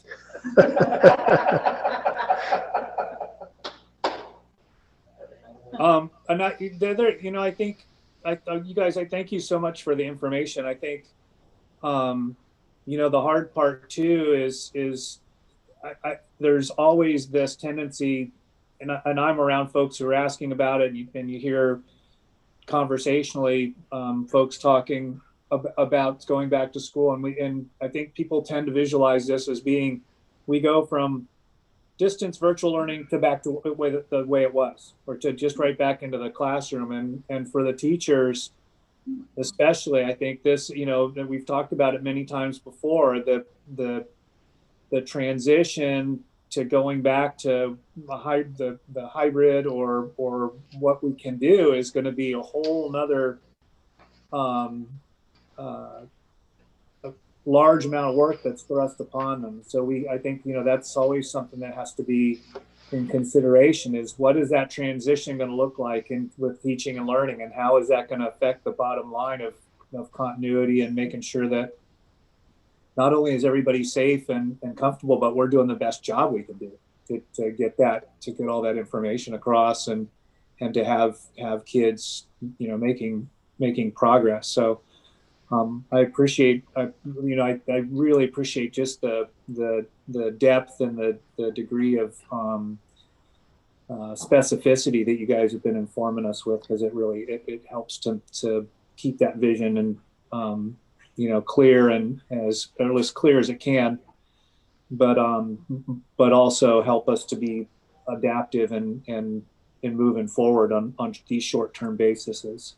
Yeah, I appreciate your comments, John. I was looking at Melissa in the square on the screen as you said that. This has become her other full-time job, is just kind of researching how are folks addressing those issues. Who can we really get information from? Folks that have already crossed that path, so that we're maximizing on us' experience. And again, I want to give credit to Matt Harris and Jose Segura. I meet with them, and this has really been our topic of conversation. And Matt specifically, in his world of IT, said, boy, we've learned so much in the last 11 months. We really do need to think about how can we ensure that everything we've learned, we take advantage of, regardless of what the future looks like. I'd honestly, as when we developed that reentry plan last summer, it was really just academics. It was pencil and paper, right? And we know what's happening now, and it's, and again, I said this before, I want to give credit to all of our staff members, our students and especially our families for really, adapting to this situation as best they possibly can. Because it's been a challenge for everybody, but we got to make sure that we're taking that good learning forward. And so what we thought would be the next best step, don't really know. And it's really going to be dependent on how the legislature fills in those requirements, because it's going to be different for a district like ours where our schools are, our schools were crowded before, and crowded and COVID don't mix, right? Regardless of what that design looks like. And so it's really going to impact what we're going to be able to do and how we do it. But we're getting to the point where I told Matt and Jose the other day, if we can get kids back just for a short period of time this year, it's just to the benefit of next year, so that they've got some orientation around, all these different expectations that are going to be in place. It's going to behoove us to continue to do all the homework that we can do to be better informed. Superintendent, can I add one thing? Absolutely. Just a reminder that when we wrote the reentry plan, long ago that was, we had no idea really what this was going to look like. And we certainly had no idea. We had some assumptions, but we had no idea we'd be here a year later. And so, you don't know what you don't know at the time. And so now when we're looking back at the hybrid models that we wrote and what reentry would look like, it was on guesses. And so now we do have so much more information that we're going to have to go back and relook at those models, as most districts have, because we were all in the same boat. No one had done this before. And so we will be going back and relooking at those models to ensure exactly what you said, Mr. Hollingshead, that teaching and learning is interrupted, that the best comments we get is that we've not yo-yoed our system like many districts have, where they go back, come out, go back, come out. It's disruptive to a teacher, to family, to students.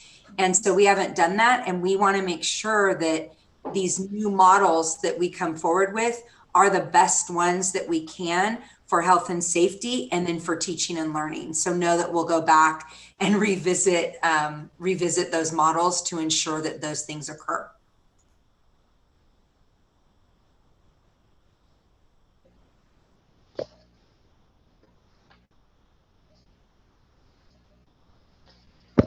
Is that enough fire hose for one night?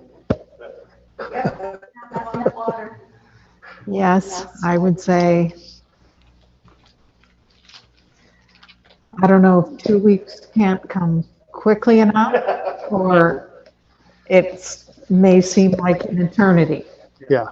So I know I personally read those CSBA updates religiously. I mean, every day. And sometimes I look back at them, just, to know what is going on across the state. And because I am a former administrator, I've maintained my retirement affiliation with both ASCD and AXA.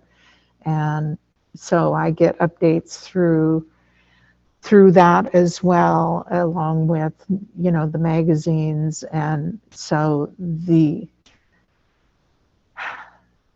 amount of information, I mean, just in that little realm is a lot.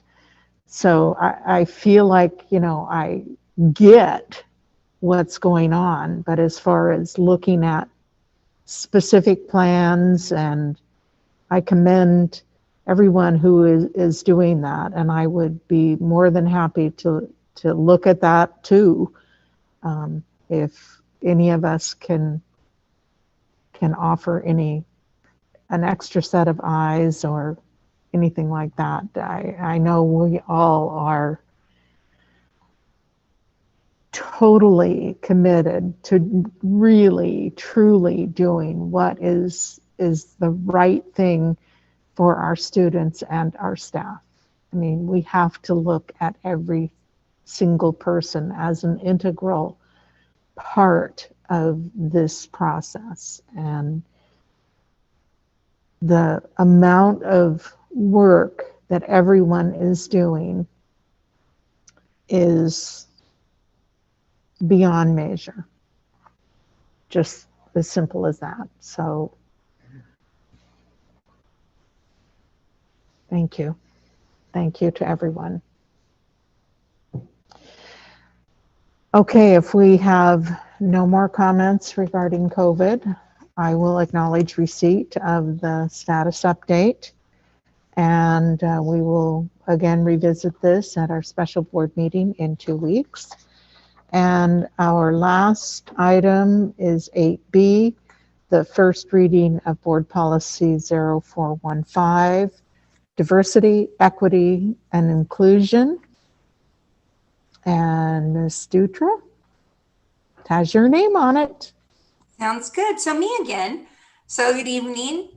Tonight I'm bringing forward the draft Diversity, Equity, and Inclusion, or DEI, board policy for discussion. But before we get to the policy, I just would like to give you a quick update on the DEI work that's happened in the last 2 weeks. Directly after the meeting, which was just super exciting, I received a number of emails from leaders, from teachers, saying they wanted to be on the team, excited about the work, looking forward to learning more, which is really exciting as it further shows the great people we have in our system and how passionate they are for our kids. Then I sent out an invitation to every site asking for someone to be their DEI champion. And I talked about that in the board presentation. We've had a strong response. I have over 50 people currently signed up. A few sites did not find a champion, so hopefully they will have someone join along the way. And we also had more than a few sites reach out to me and say, I have 2 teachers who really want to be on it. Can they be co-champions? So who can say no to that? So of course, anyone that wanted to be on it, I took them because you can't say no.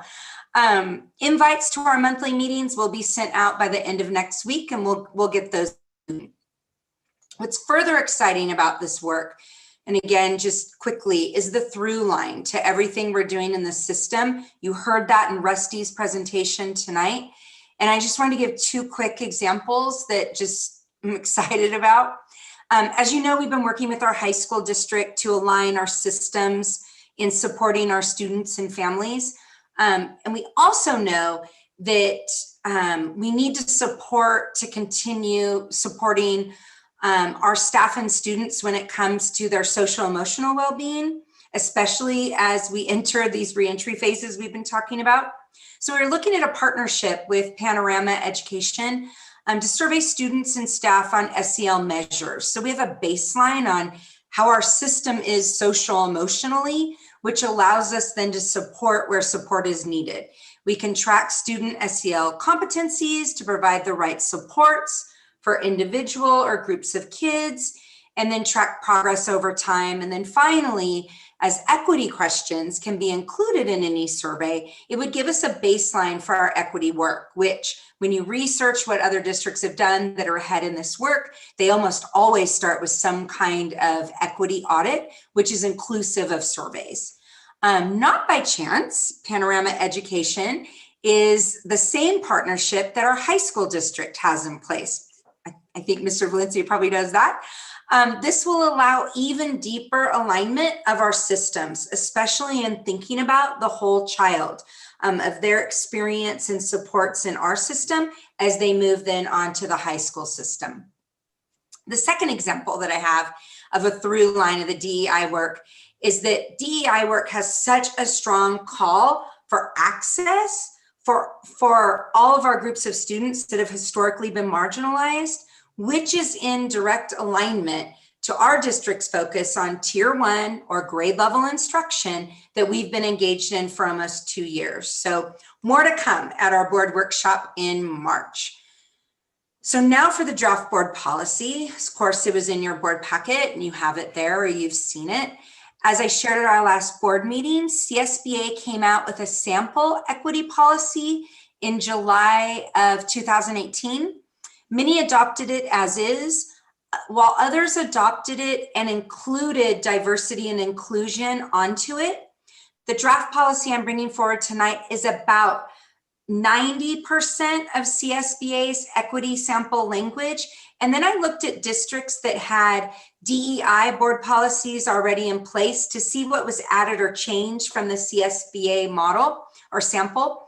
And I think there's a lot of copying happening out there, which I'm fine with. So I followed suit and borrowed some of the additional language from those districts that many of the districts that have DEI policies added the exact same kind of language. Nothing changed the spirit or theme of the policy, just more specificity to the diversity and inclusion language. And so with that, I will turn it back to you for a board discussion on the draft policy.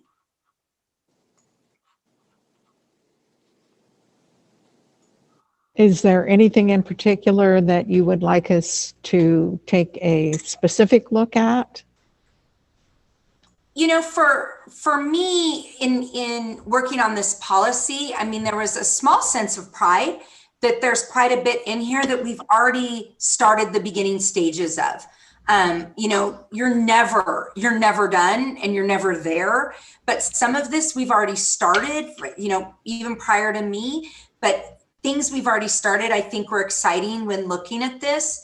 The other piece that's just important to note, and this is what I'm being told, because I haven't been here that long, but that this is really a first in what people can remember of us bringing policy to then be able to bring work from it versus an updated policy, or we had to do a policy because there was an ed code that changed. This is really us as a system saying, we want to do this work. We believe this work is important and we want to start with a policy. So we're making a statement that our district stands behind this and that we want to really dig into this and change outcomes for kids and change outcomes for staff and families as well, because marginalized folks are not just kids, right? And so that'll be part of the learning that we do with our staff. So in reading through it, it's pretty direct in what we believe in and what we'll do. I like the pieces that just directly call out how we will encourage and engage kids along the way. It speaks a lot to the whole child as well. So it's not just academics, but it's social emotional. It's ensuring they're connected to school. It's making sure that we're listening to our kids in our community and of anyone in these populations that we're speaking of. And it really just keeps us on track and focused on the work that we have ahead. And again, just at the end, we did add in from other board policy because we think it's important to add in our belief around hiring and our belief around diversity. Mrs. Cordero, if I may. Yes. So Melissa, thank you for that. I think that, it's important that, listening to my wife in the high school board meeting last night, that we recognize that we do share families, like you said. So when we're doing Paramount or something like that, I think in addition to the continuity of passing those kids on, our families are sharing kids in both districts. And so we want to share in that service and that wraparound.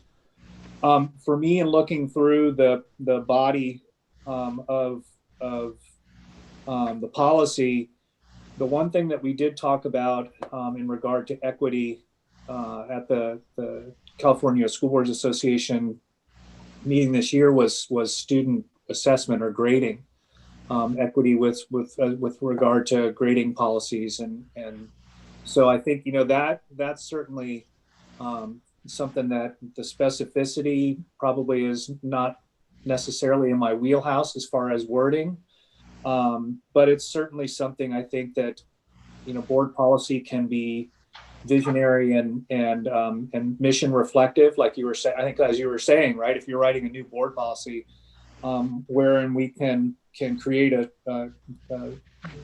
sub heading there that addresses the needs to reassess our grading policies and how they're affecting the equity equation there for our kids, because it's certainly something that's been identified as an inequitable situation. Just my 2 cents. I appreciate that. I looked up the grading policy. Kristen might help me, and it's decades with an S old. And so I like the bringing it into here because it is part of this work, and it is something that we do need to look at as a system anyhow, but through the lens of equity is an appropriate place. So thank you for the comment. I would agree with that. And since we already have that policy, I think as we work through the further development and, continue with the work, that will be a natural outcome to revise that grading policy. And those things that have to do with promotion and attendance and all of that. I think the pandemic has really made everyone really take a long, hard look at, what the challenges are and will continue to be, because we're not going back to what it was. School is going to look and be very different. So I felt that, the itemizing, the 8 or 9 specific things to address really includes other policies that we may have in place that we are going to have to, as like I said, as we work through this, we're going to have to bring those out and take a look at that and update them as well. And I compliment you too, Melissa, and the folks who worked on this in that. I think as Mrs. Cordero is alluding to, that the wording is forward looking. It's active. It's active wording. It's not something that's limiting. So I appreciate that too. I did want to mention, what's old is new again. Equity work has been a passion of mine forever.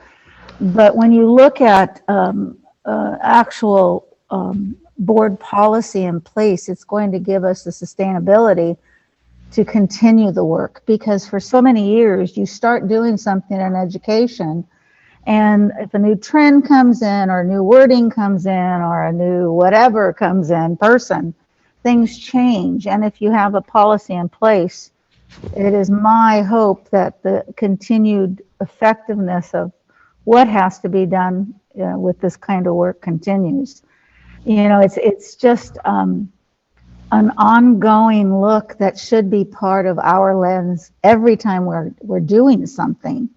And sitting here at this table, I look at your champions, and I do not want to be left behind as you have your discussions and your insights. So I'm hoping that we do get to continue in some kind of a book talk or book fashion to continue our enlightenment of equity work too. Not just when it comes to our presence in terms of we have to look at it through a policy or material, but in our conversations that thread us to be very mindful of what has to take place to embrace all of this, because this is a big item, a big responsibility, and it has to be at the forefront of everything that we do. So I thank you for that. I know it takes a lot of work, and I want to see it go forward. Mr. Valencia, take off your mute. Yep. Thank you.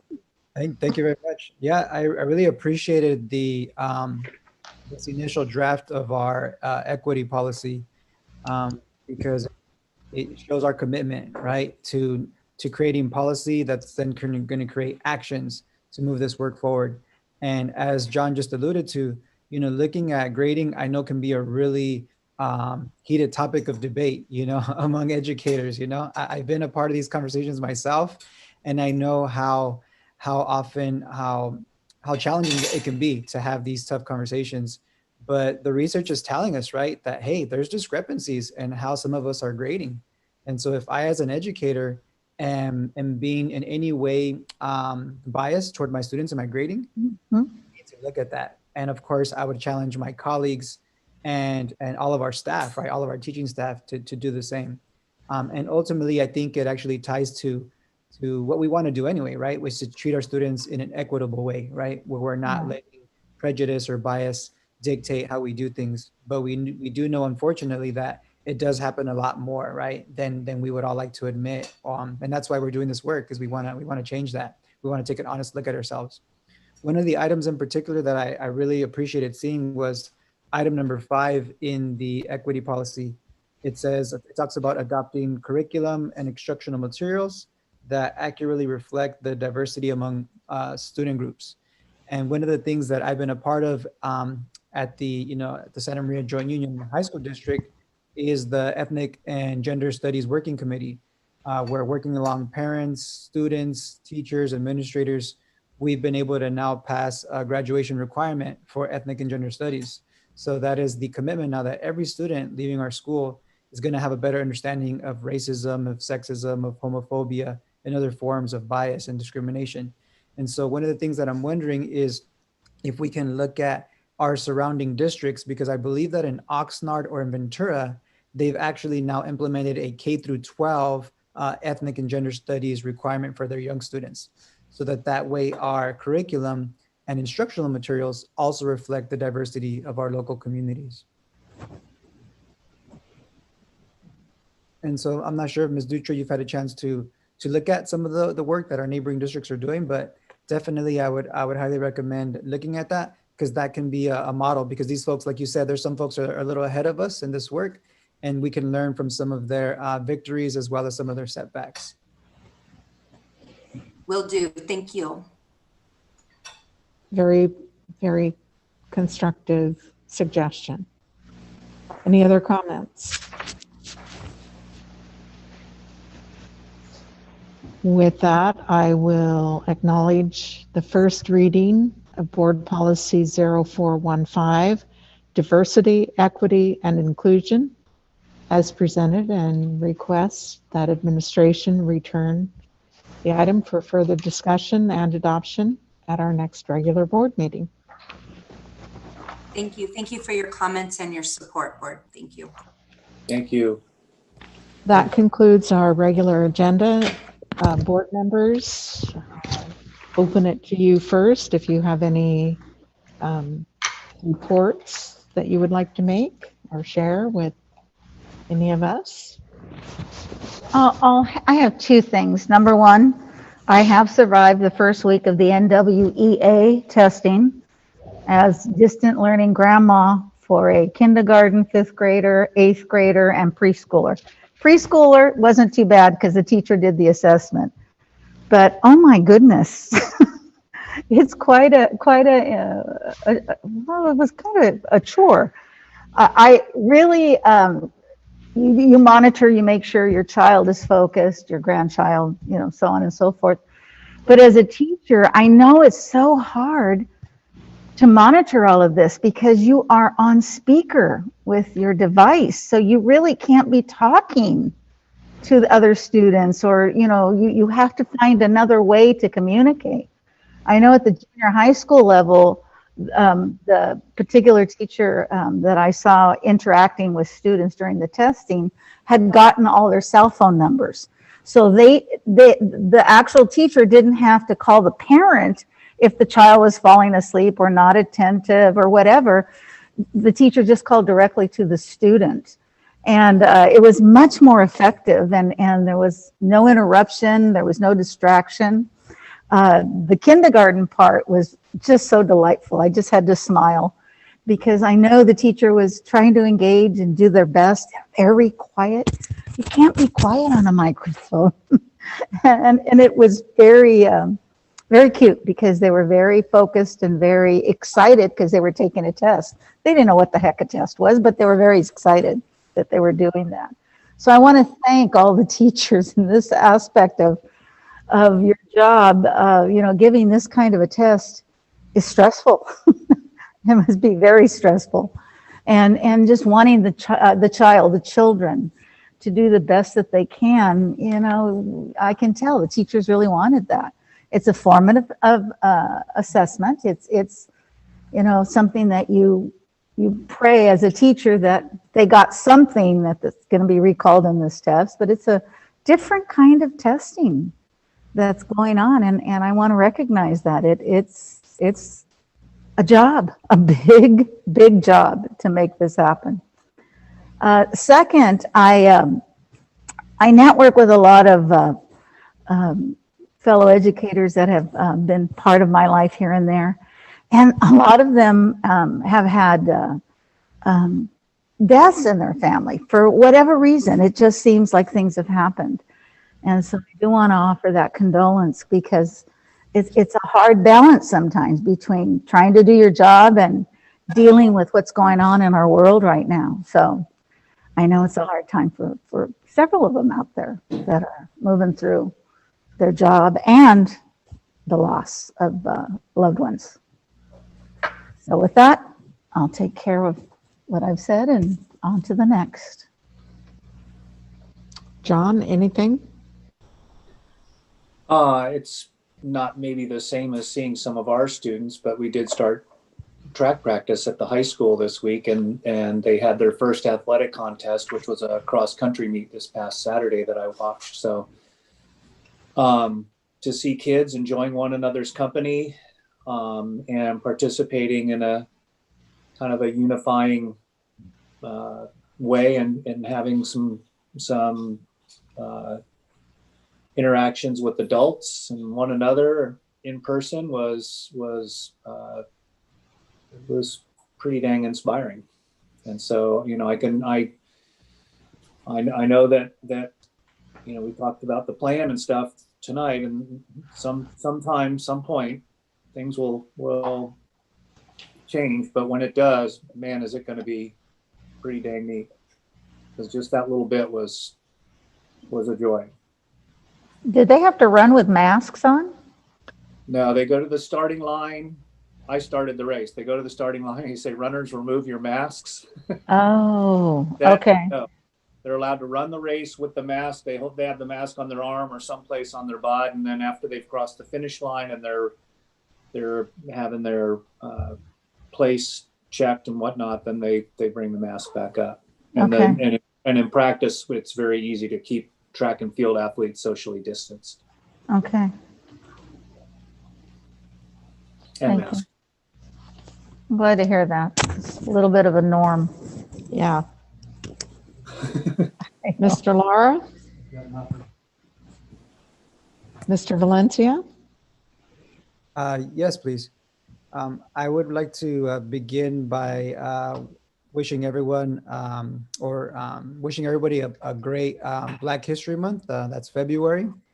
And I know that as a teacher, because I'm dealing with this myself, that sometimes I get so caught up in all the things that I was originally planning that, I have to remind myself to be more intentional, right? About making sure that I'm incorporating that diverse curriculum. And so, we just saw some data today, right, that looked at our African-American population, Asian American, Latino population. And we all know that, the Latino population in our community is the largest. However, clearly, right, we value the diversity of our community. So I just want to remind our staff just how important it is, right, that our young people not only see themselves in their curriculum, but also see, voices that they might not be as familiar with. And so this February, in addition to all year should be, Black History Month, or Black months where we learn Black history.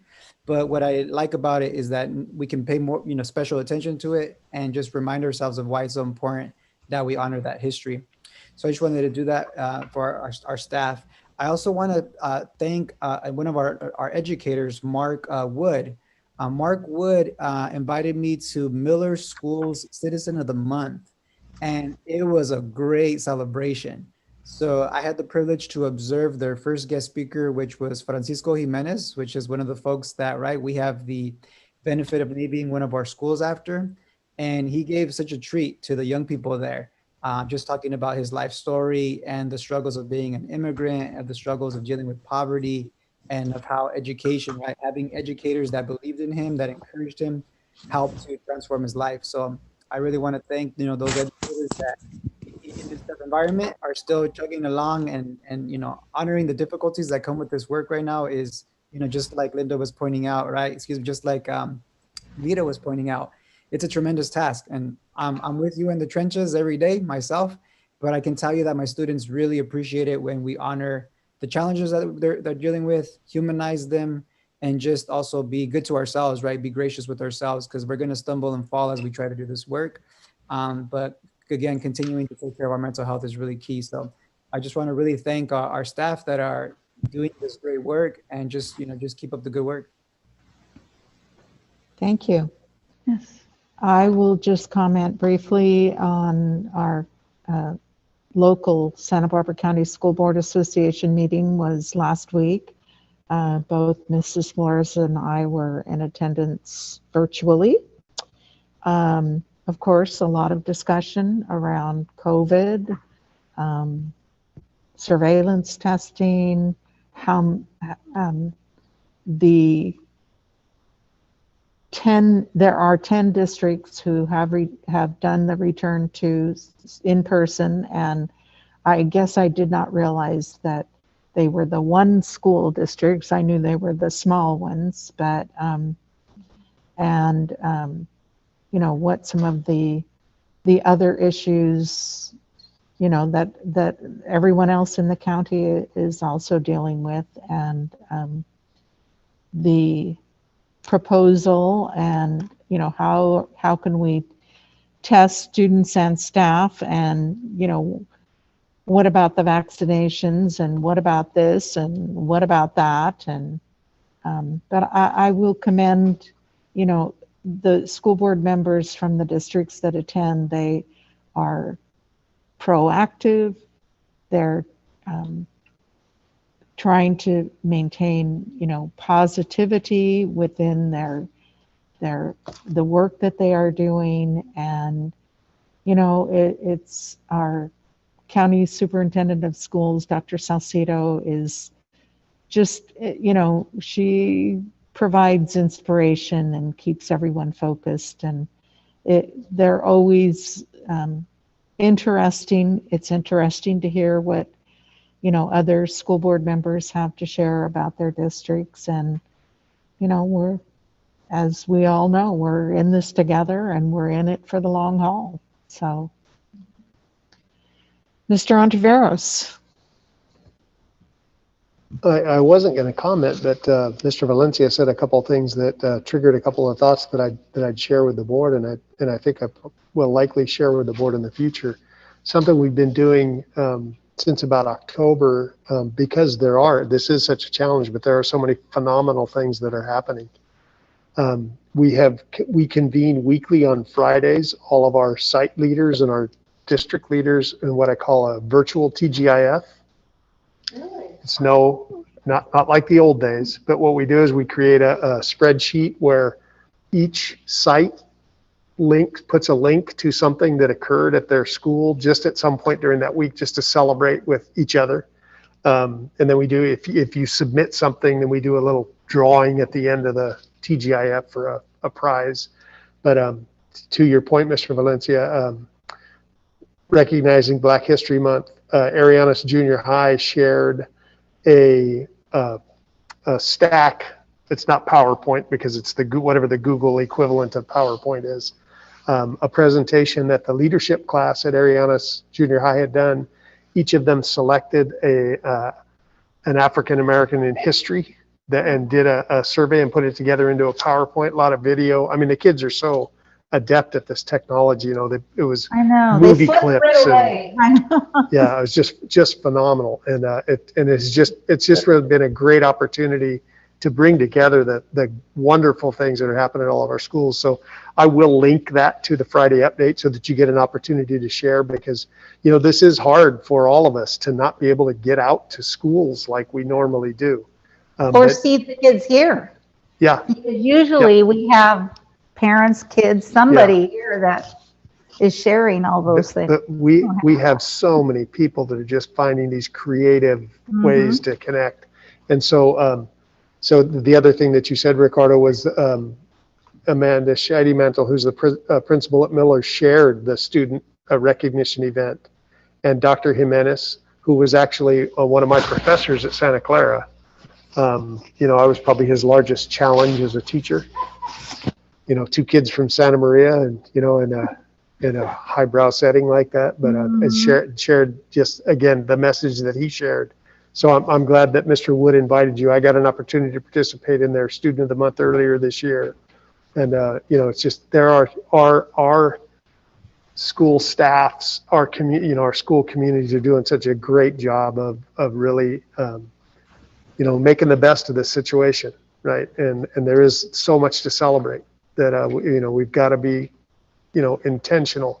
Was the word that someone said it, and as we were talking about that, Paul. So we've got to be intentional about the things that we're doing to make sure that we're recognizing those good things. So I appreciate you making those comments, Ricardo, because it was a good link for me to start sharing with all of you some of that fantastic stuff is going on. So you're not just happening to catch it. So I'll make that a commitment moving forward.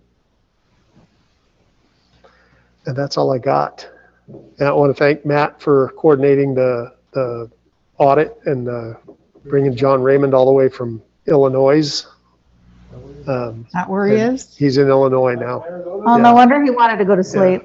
I sort of assumed he was in Florida. Yeah, well, I don't know that he's back to Florida yet. I think he came back to Illinois for a short while. And Melissa, thank you for the diversity policy. It's a great launching point. It's just such a, you know, you talk about dropping a big rock that creates huge ripples.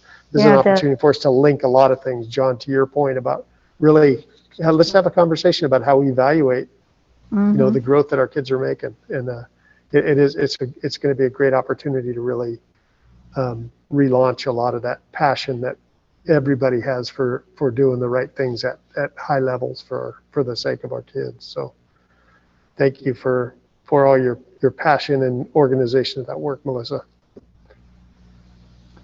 Well, and with that, happy President's Day to all. Happy Valentine's Day. Yes. And it will be Ash Wednesday next week. Already. So the calendar just keeps moving, whether we're ready or not. We will reconvene in closed session. Thank you all for being here tonight and for the valuable input that has been provided. And again, for others who are watching, whether you're teachers or students or parents, we do truly know how challenging this has all been.